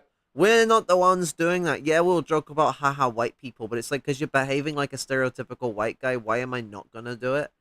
Like, fuck. Exactly. I mean, when I'm like a bit limited on my knowledge on something around a colonial issue, I'll dunk on myself for being a white asshole, and then fucking like, I'm gonna like I'm gonna use that as a way to be like humorous about it. So it's like inviting an invitation to people to not only accept that they might not know something about an issue, but to embrace it. Like embrace that you need to learn that thing. Okay, you don't know about that thing. Okay, well, be a bit lighthearted about it. Be respectful, and then go learn it. Go read. Go listen. Go do what you need to do to There's learn nothing, those things, develop on those things, and then the next time you're not gonna, you get to be one of the good ones then because you did your research. I'm joking, it's not how it works, but like, it's a core part of it though when it comes to solidarity is understanding. Understanding is a major part of solidarity, especially as a Marxist, where understanding requires rigorous research because the surface layer of understanding is not good enough. When it comes to white people betraying their white privilege, unearthing their whiteness, and becoming class traitors in general, and really when it comes to anybody as well, but with white people, making humor what's the fucking way of putting it that I heard? I think Tom Watts said it something along the lines of humbling yourself and making an ass of yourself and like acknowledging that you are ignorant and wanting to learn. That's perfectly fine. How sometimes finding the humor and making an ass of yourself is kind of humbling. Because it's fucking. It shows you're not taking it hard. You're not having like hard feelings about it. You're being chill. You're like, you know what? Fuck, ignorant white bitch. Please explain this to me. Exactly. Fucking. You're not engaging in what and fucking white Chauvinism. Self. Not just that, but white self-hatred, or like fucking people, or like the fucking white petty bourgeois, especially who I find is fucking saying, please forgive me for being white, please. Fucking hell. I mean, I have to ask forgiveness for being English, but that's for different reasons. Or being French. Somehow, like, it's like the French are either worse or less worse than the English. It really depends on how you chop it up. It depends. I mean, half of their cuisine consists of mold, so that's an area where they're worse. Indeed. It's funny because they have like some of the greatest foods and then like loads of the worst. It's like, how did you fuck up so bad? They truly are. France is not real. France is like Florida. It never existed. It's a figment of our imagination. That's all it is. Florida, truly. There's no such thing as a Florida.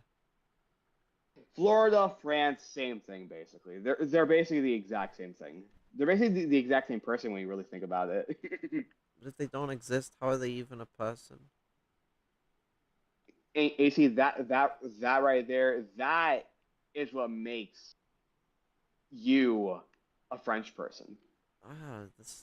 That's not a good conclusion. Dangerous. Dangerous indeed. MLK believed it. Oh shit! I held the mouse down. So this MLK Day, remember that Martin Luther King Jr. believed in character over color, where Black Lives Matter believes exactly the opposite. Thanks guys for watching. If you enjoyed this video, share with your friends. Comment your thoughts down below. Follow me and Prager on social media. See you in the next one. Peace. What's up, guys? Oh my god, he's such a fucking hipster. Die. Hello, everybody. Welcome to the Fireside Chat. I'm Dennis Prager. Is any dog behind me? No. No, I'm so sorry, folks. Snoopy was there last time. Mr. Tubbs is still frisky. He's in his early life. We hope that he will be able to He's still frisky. fill Otto's shoes, at least do what Otto did and stay present. Anyway, welcome. It's number 324. And this is my chance to talk to you about what's on my mind and then take your questions. So here's something on my mind. So this will really, you have no idea how many verbs just entered my brain. Annoy, provoke, in the best sense. It's not mean or anything like that. It's not political at all, but it's not the way most people think in our day. So what I do is whenever I come across something, some article somewhere, I always ask, does it make a bigger point, or is it just, as it were, a news piece? So here's the article. It was in the Jerusalem Post just a few days ago. Oh my fucking God. I signage placed in operating rooms increases civility among staff. Political. Now, who can guess what point I want to make? It's fascinating. So the eye signage, what does that mean? Here's how the article begins. This is the subhead. Several unsuccessful interventions have been tried around the world to eliminate poor behavior among surgical teams. Did you even know surgical teams had poor behavior? Okay, it's not the point at all, though. including workshops and training sessions. However, the eye signage Oh my works. god, it doesn't sound Any sped up surgery is a anymore at traumatic experience, 1.25. but fear that surgeons will make Broke my offensive brain. comments about you in the operating room while under anesthesia You is just fucking as worrisome. Matrix. I can't say. Just for the record, I don't care what they say about me while I'm being operated on, as long as they do a good job. But it doesn't matter. That's not my point. Anyway, Australian researchers have conducted a successful experiment to prevent rude comments in operating theaters by placing eye signage in operating rooms. The eye images, without any accompanying explanation, that were attached to the walls of an operating room in an orthopedic hospital in Adelaide markedly reduced poor behavior among surgical Adelaide do teams. some of that fucking cracked up. Lead researcher Professor Cherry Ostroff attributed the result to a perception of being watched, even though the eyes were not real. Okay, folks. When I read that, it was as delicious as a good cigar. Delicious. What? Because that little article, there's more to the article, but that's the basic point. That article makes the case for the moral necessity of God better than any single article I have ever read, any theology I have ever read. Well, I want to remind you, as I do each week, to please go to prageru.com to see the rest of this fireside chat. And may I ask you, just start each week with the prageru.com site, because we don't know how long social media. I know Megan's laughing because she said, you don't have to explain every week, but I think I do, because I feel bad that I'm telling you to go elsewhere. No, please, Start with the PragerU app is the best. Get the PragerU app and just watch and listen each week. There's a PragerU app. It's been 50 years since Dr. Martin Luther King Jr. was shot to death on a motel balcony in Memphis, Tennessee. And over the decades, he has become one of the most revered figures in American history. There is an impressive memorial to him in Washington, D.C., and a museum celebrating his life in Atlanta, Georgia. Countless schools and boulevards have been named after him, and a national holiday is dedicated to his memory. How is it then that so much of his legacy, what he hoped to pass on to the future, has been lost? King wanted equality under the law and said, famously, that people ought to judge one another based on character, not skin color. But he also believed that blacks had an important role to play in their own advancement. The black civil rights battles in America are now over, and King's side won. The best indication of that may be that King has had no real successor. If black Americans were still faced with legitimate threats to civil rights, such as legal discrimination or voter disenfranchisement, it's likely that leaders of King's caliber would have emerged to carry on the fight. Instead, what we have today are pretenders who have turned the civil rights movement into an industry, if not a racket. And what have these racketeers accomplished? A lot for themselves and very little for their constituents. Racial gaps in income, education, and home ownership were narrowing in the 1940s, 50s, and 60s. But after King was replaced as the spokesman for Black America by the likes of Jesse Jackson, Al Sharpton, and others, these gaps began to widen in the 1970s, 80s, and 90s. This suggests that the racial disparities that continue today aren't driven by whatever racism that still exists, despite all the claims to the contrary from progressives and their allies in the media. It also suggests that black culture, attitudes toward marriage, education, work, and the rule of law plays a much larger role than the left wants to acknowledge. More marches won't address fatherless homes. More sit-ins won't lower black crime rates or narrow the school achievement gap. Electing more black politicians and appointing more black government officials. So you complain about how we're all more violent and not following the art of Martin Luther King, but sit-ins are one of the most peaceful ways you could protest. Gotta love the comprador class, truly. Continue today aren't driven by whatever racism that still exists, despite all bullshit. Racism and racial disparities exist as a necessity of the society. All the claims to the contrary from progressives and their allies in the media. It also suggests that black culture, attitudes toward marriage, education, work, and the rule of law plays a much larger role than the left wants to acknowledge. More marches won't address fatherless homes. No, it doesn't play a large role. What the fuck you on about? The judiciary, is led by white people, even if there are black people on it. It's a white institution. It just like how we can't take fucking bougie institutions and just magic them into communism. You can't just take a white institution and magic it black. Don't work that way. You have to replace it. Yeah. Sit-ins won't lower black crime rates or narrow the school achievement gap. Electing more black politicians and appointing more black government officials can't compensate for these cultural deficiencies either. Black mayors, Congressmen, senators, police chiefs, and school superintendents have become commonplace since the 1970s. Even the election of a black president, twice, failed to close the racial divide in many key measures. I mean, because he was the whitest dude wonder that's ever why. fucking been black. Also, with Garvey, a thing I was thinking about just, if he existed, like, if him and Mussolini existed today, the Twitter spat between those two over who invented fascism would be fun. I fucking, this is shit that fucking cracks me up. It's like, they will fucking say so much right about the effects, but they'll lie, but they'll lie and fucking fabricate the cause of the effects. Like, yeah, he is 100% correct. Yeah, it doesn't matter how many black police, politicians, lawyers, presidents, you vote in. There's still racial oppression. There's still racial disparities in the U.S. Why though? Why is that the case? Why are black communities still being defunded and completely fucking left destitute? Why do these things still exist? They never ask why. They only fucking point out the effects, but they don't point the actual root causes of these symptoms. That obviously being capitalism. Inferiority or some shit like that. But that's just a theory. A gay theory. A piss theory, more like it. Eugenic theories that have already been debunked. Black-white differences in poverty, home ownership, and incomes all grew wider under President Obama. Yeah, because discussion of antisocial behavior in poor black communities, let alone the possibility that it plays a significant role in racial inequality, has become another casualty of the post-60s era. King and other black leaders at the time spoke openly about the need for more responsible behavior.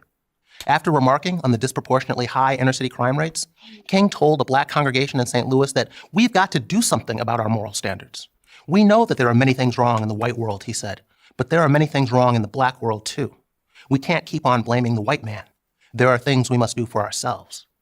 The pretenders to King's legacy mostly ignore this advice. Like, if they're going to go into the context that it's trying to pervade that, King is kind of wrong there, but also, like, there are aspects of the black world that aren't the white man's fault that need to be dealt with. Exactly. Or even if they're sourced from the white man, it's like they've become independent of them in a way. Like, I mean, like, if black people got rid of, like, white oppression over them, their issues with sexism and misogyny is not going to go away. The issues of homophobia aren't going to go away. Heck, the way black homophobia works is a little different to white homophobia, because black homophobia is centered around accusing homosexuality as being like a white deviant behavior.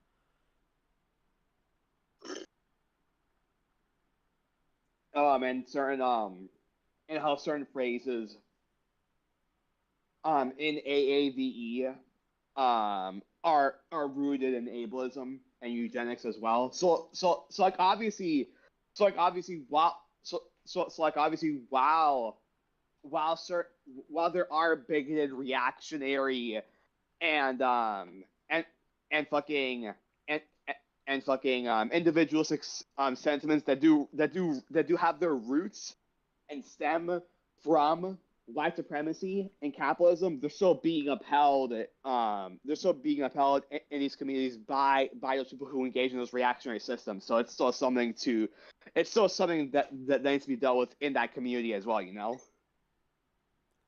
Yeah, absolutely. It's not just the external contradictions, but the internal contradictions as well. You can't ignore the. They're always dominant. Exactly. Sorry, what was that? Internal contradictions are always dominant. Exactly. The external contradictions may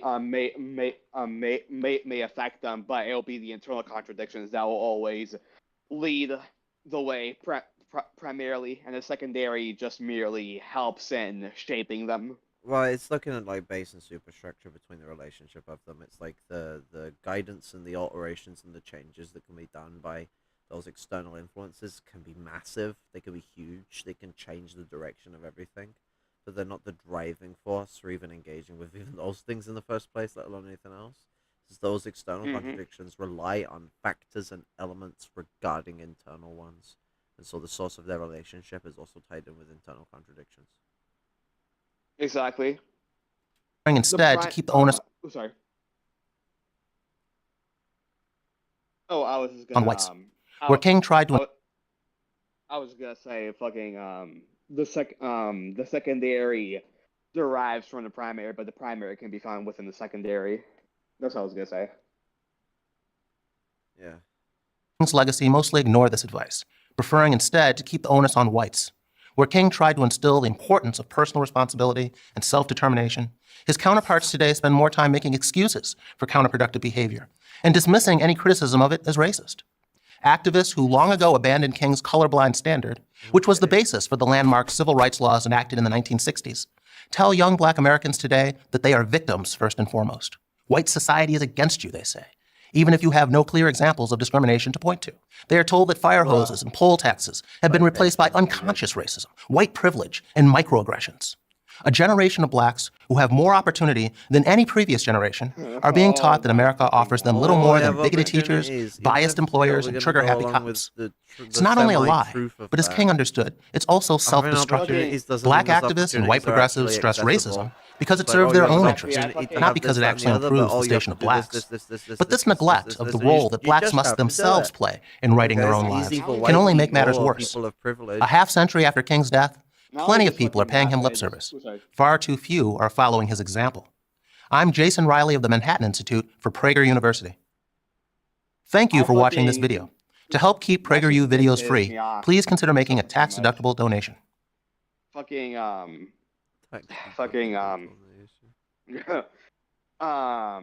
Holocaust is... I always hate that fucking argument of, you know, quote unquote more opportunities. New African people get way more opportunities and way more benefits than white people. First of all,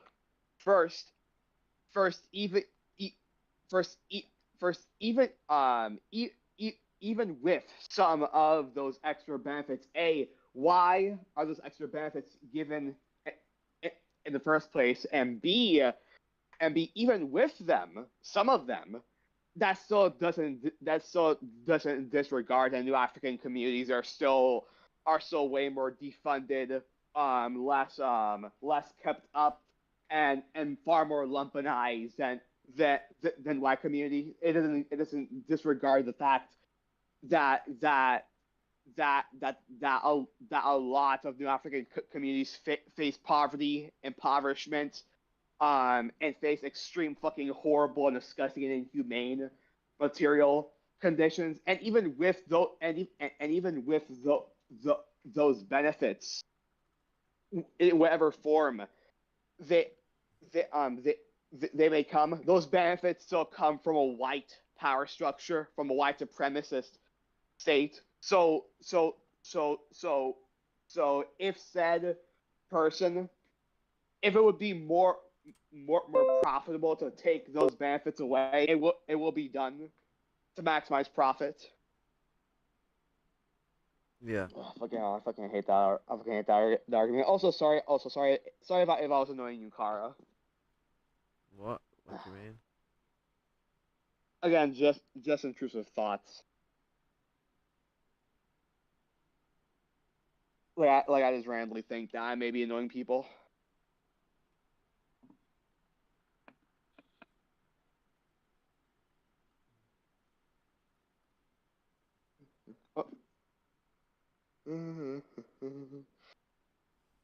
But that was nice. I really love that. I really love that meeting. Fucking meeting. I really loved that live. It was awesome. I mean, we're still live. Oh, really? Yeah, I stopped streaming Edge. I didn't stop OBS. Ah, okay. Okay, I need to stop fucking. I wouldn't just end it like that. Like, what? I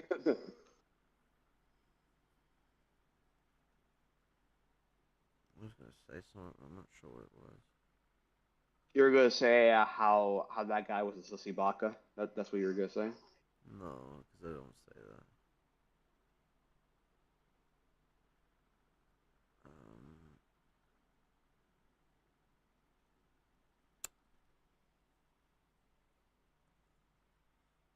as always, PragerU is just sort of a playground for fun when you know what you're talking about, because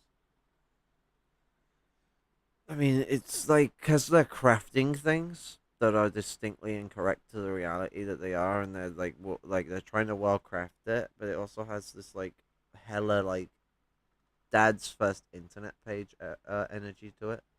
There's just this like confound like surrealness to PragerU that just is mental, and especially with how many people are exposed to it throughout education and everything. This shit is like indoctrinating material, but when you're actually educated on the matter, it it's such a joke, like beyond belief, such a damn joke.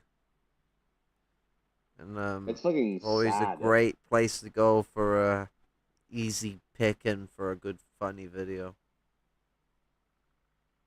It truly is the best form of entertainment. Maybe. Maybe, just maybe. Ah, God. I need to go to town today, but I really can't be asked. Yeah, if I was there, I'd help you out. It is what it is. It is what it is. Oh, fuck, Chris Walker.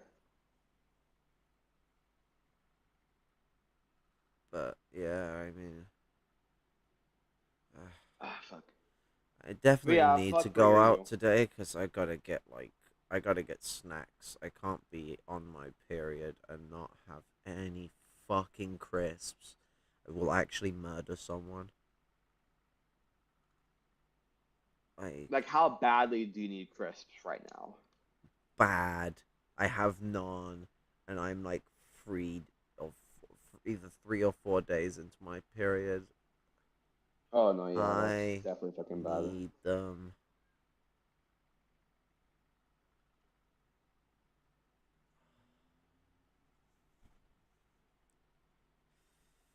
Period cramps are just like, they're the worst. Indeed. And the mood swings can also be wild. Yeah, but they're like still, they're not as bad as the hot flashes. I can't stand being too hot. The hot what? Hot flashes. Oh, right. Like, you just, like, randomly get hot for no reason? A hot flush is when you burn up for no reason. Ah, okay. I experience that sometimes. Obviously, not on the level of a period, but like I there are mean, like you there might are have. moments I where mean, like it's I'm not just chill. uncommon to have a nasty hot flush. Like if you have like the flu, you get hot flushes. Mm-hmm. I was talking about in general. Hypersensitivity can cause minor hot flushes, and like if you're as hypersensitive as I am, which I mean, not many people are, because I have fibromyalgia, which is like the king shit of hypersensitivity. But my nerves are just killing themselves. Lol. The then you will get hot flushes just off your sensory shit, which is what makes period fucking hot flushes so bad for me. Is I'm already bad for this. But yeah, ADHD causes hot flushes sometimes. Depends on like, I mean, autism is more likely to do it, but like ADHD can do it. Interesting. Autism's more known for hypersensitivity than ADHD, although ADHD does cause some forms of it. It definitely does. It definitely causes a lot of hyper sensitivity. Not It compared to autism. just depends on your environment and um and and how you specifically manage it, and how you specifically manage with your ADHD, and how it affects you. Well, no. People with different ADHD have different traits around like how hypersensitivity affects different parts of their mind and their body. Oh no, yeah. Like Um, that's the core element to it, and that gets into like the it's a differentiations spectrum. that exist. But like like with like ADHD and autism, hypersensitivity are just like a normative thing to be found in there. It just varies on how much of it you have, not necessarily whether you would or wouldn't have it. I think I think you and pretty much anyone else that has met me can tell that I'm hypersensitive as fuck. Yeah. I'm very hypersensitive. I have trouble. I'm really struggling with my emotional impulsivity and just fucking literally having fucking stereotypical Well, doggy ADHD actually, sometimes. like that problem with ADHD isn't just associated with hypersensitivity; it's associated with emotional maturity. Exactly. And with how different parts of the brain develop, especially the Not just frontal that, lobe. like because of that slowdown in development of ADHD, even after those points of developments have happened, there tends to be issues with emotional maturity because a lot hasn't been learned that needs to be learned. Discipline is like a really, really important facet of like getting through life, and like people with ADHD that come from like more privileged backgrounds are like the highest likely person to not have any sense of discipline. And that's me. It's it's basically like when you're in the confines of that kind of existence, discipline just kind of wanes. Heck, being ADHD in the lower class, you're likely to reject a lot of discipline, but you're also like more likely to grow accustomed to it because it's being like enforced onto you because of the Right, because of your proletarian class relation. experience. Like the I am discipline of the proletariat is a unique aspect of our class culture. With me growing up, it's it's one of those things where like I do lack discipline. There is no denying that. But unlike a lot of other people who grew up in the petty bourgeois, like I ser like even growing up, right? Like I wanted my parents to fucking teach me shit. I wasn't like my brother or like many other petty bourgeois or not even just petty bourgeois, but many other labor aristocrats who fucking grew up in that environment. They were like, just like, fuck it. I just don't care to learn how to actually take care of myself. Like, I actually wanted to learn how to take care of myself. I would always ask my parents, hey, could you please teach me how to pay taxes? Could you please teach me how to do this, how to do that? Because I actually wanted to become self determined. I wanted to become my own.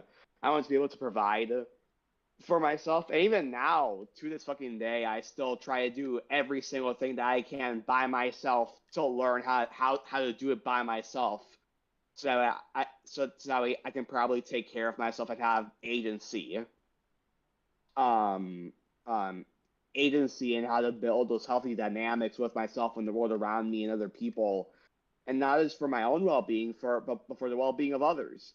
And that's the thing that my parents despise the most is that I still care. Is that I'm still bothering them about this shit. They probably just expect you to know it because like you've been through those aspects of education, so you should just know. You get into that age in life, you should just know. A lot of people are like that. It's not just a unique thing to the petty bourgeoisie or the labor aristocracy. Um, Neglectful Indeed. families in general just tend to be like this. But like, you know, I would disagree that like everyone in the petty bourgeoisie just doesn't want to learn. That's an eventual conclusion they make from not being in an environment that's teaching those things. And I mean, most petty bourgeois families do teach them things, just not like mundane things. It's usually like music or the arts, or allowing them those accessibility to like the most expensive of teachers to get get themselves accessibility to a wide range of careers, as well as accessibility to a wide range of like intellectual functions and accessibilities due to the increased intellectual development that comes from playing a musician at a young age. Actually, playing an instrument in general increases what's it, brain activity, something The that's been fucked up interesting part about it scientifically is studied. that the fucked up part is that my parents couldn't even be bothered to even go that route. They couldn't even be bothered to fucking be like, hey, let's put our child in a music program or in an art program or in any fucking program that they might enjoy. They just didn't care. They literally just thought like even when I was fucking 5, they were just like, yeah, you'll get this. you'll get by yourself. And then when I obviously don't learn, and then when I grow up and I obviously don't know how to do this shit because I was never taught how to know how to do this shit, they blame me for not knowing instead of actually fucking taking self-criticism for never teaching me this shit. And that's one of the things that I especially despise about them. Is that fucking guilt tripping, fucking gaslighting bullshit that they do. It is bullshit, and that's their failure. But now moving forward, it's like fuck them and what they think. It's now the onus is on you to correct the book. Oh no, yeah, and that's what I'm doing. I'm trying to tidy up my room more. Jordan Peterson, have you been taking advice from Jordan Peterson? Shit. No. It's nothing like that. It's not like that. I swear, hides 10 rules for life under their pillow. I know all your secrets. It's nothing like that. I swear. It's just not, it's just like down to like even the simplest things of like making my bed. That was never something that they ever fucking taught me. One of the simplest fucking things that I'm pretty sure every single family has taught their kid. How even fucking petty bourgeois or just labor aristocratic families. I was just yelled at enough about it for not knowing until I eventually learnt myself. Nice. For me, it's basically the same. My parents. Well, I was expected to do it myself, and then I couldn't, and then I'd like ask for help with it. Well, see, I knew how to do it. I don't know how I picked it up, but I kind of knew how to do it. But I hated how you do it, and I could never get it right, and it used to just frustrate me. And so I just asked someone else to do it, and I got in trouble too many times for doing that. So I just started doing it myself, and I'm still kind of shit at doing duvets. That's the French name for quilts, for those that are a bit confused. Duvets? Yeah, it's a duvet. Interesting. But yeah, no, I've just been fucking learning how to fucking... Actually, so it's a little more complicated than that. I've just been learning how to do basic shit, making my bed, fucking cleaning up my room with a broom or a vacuum, learning how to sweep. I still need to fucking learn how to fucking do the laundry because yes, even my parents never taught me how. They never taught me how to do the laundry. It's not too hard to instruct on either. It's basically selecting a setting and putting stuff in slots. It looks so much more confusing and scarier than the actual process is. Then maybe you can tell me. I mean, I know the basics. Don't mix up the white clothing with the It actually depends on the material, but it is just a good thing to do. Yep. Don't mix up the white clothes with colored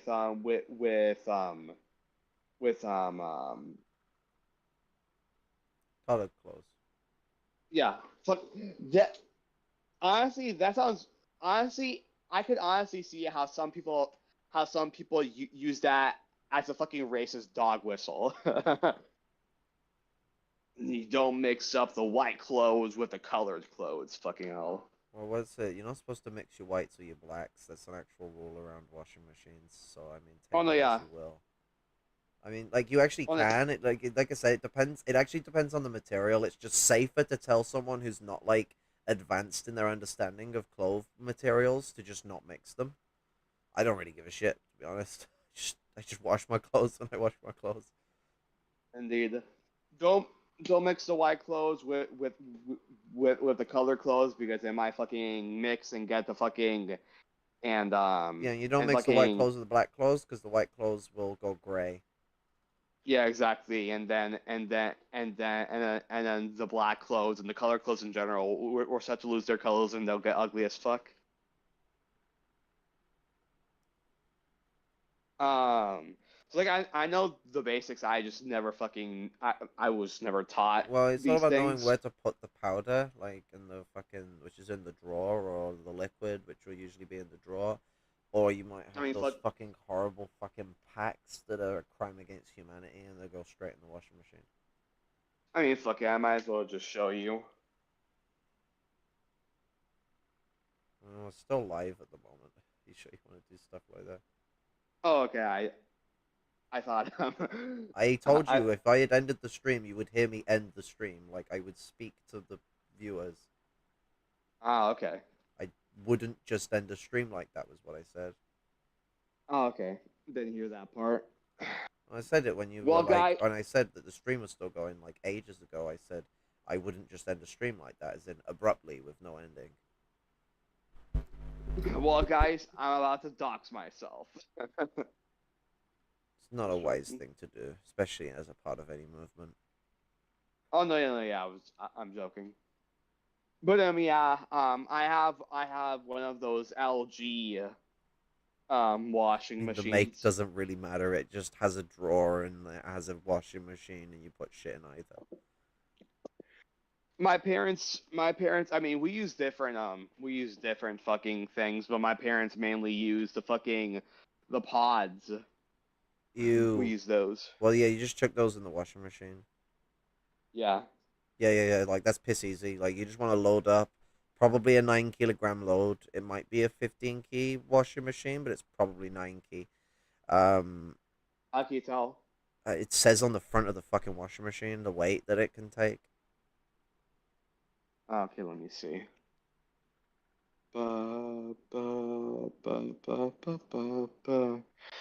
Normal, heavy duty, bedding, No. allergy. Not on the options. Be on one of the corners, usually the one of the bottom corners. It'll say a weight with no other thing around it. It'll just say like 20 kilograms, 10 kilograms, 5 kilograms, or whatever fucking weird imperial crap you're using.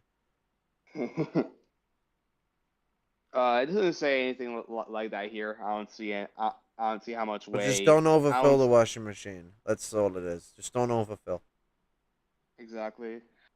I don't like this washing machine. The other one that we had could take way more than this Yeah, one. but taking way more doesn't necessarily mean it washes better.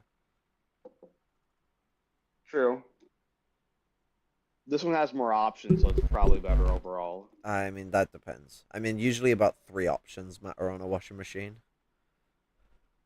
The options here are normal, heavy duty, bedding, allergene, tub clean, delicates, perm press, speed wash, rinse and spin, and downloaded. Yeah, like most of those options are on like most modern washing machines. They're just, most of them don't really matter. Like you don't need a lot of them unless like certain situations have occurred. Like how many times does someone stick a coat in the wash? Not very often. Not very often. The ones I'm mostly going to be using is normal, bedding, and delicates. That's probably the ones I'm going to be using the most. Actually, like, I mean, with most washing machines, you don't normally have like a separate bedding option. You might have a delicate option, but like for me, it's standard cotton, rinse rinse and rinse and spin, rinse and spin and rinse and drain. Well, sorry, rinse and spin and drain. That's the way it is. You gotta spin and drain if you're rinsing. Otherwise, like, clothes are gonna be really wet.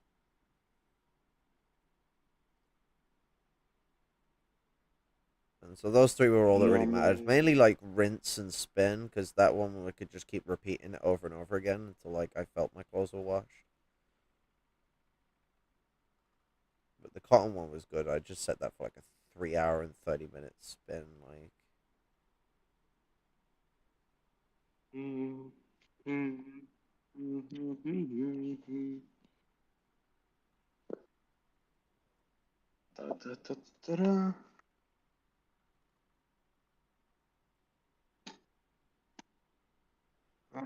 Yeah, political discussion isn't happening, so I'm going to stream here. Great getting to see Prager make a piss and shit of himself and his little goons. Should be around Friday for the Yemen stream, talking about the British and the Americans and the Dutch and all those lot and what they're doing in the Red Sea and inside the fucking what's it, canal.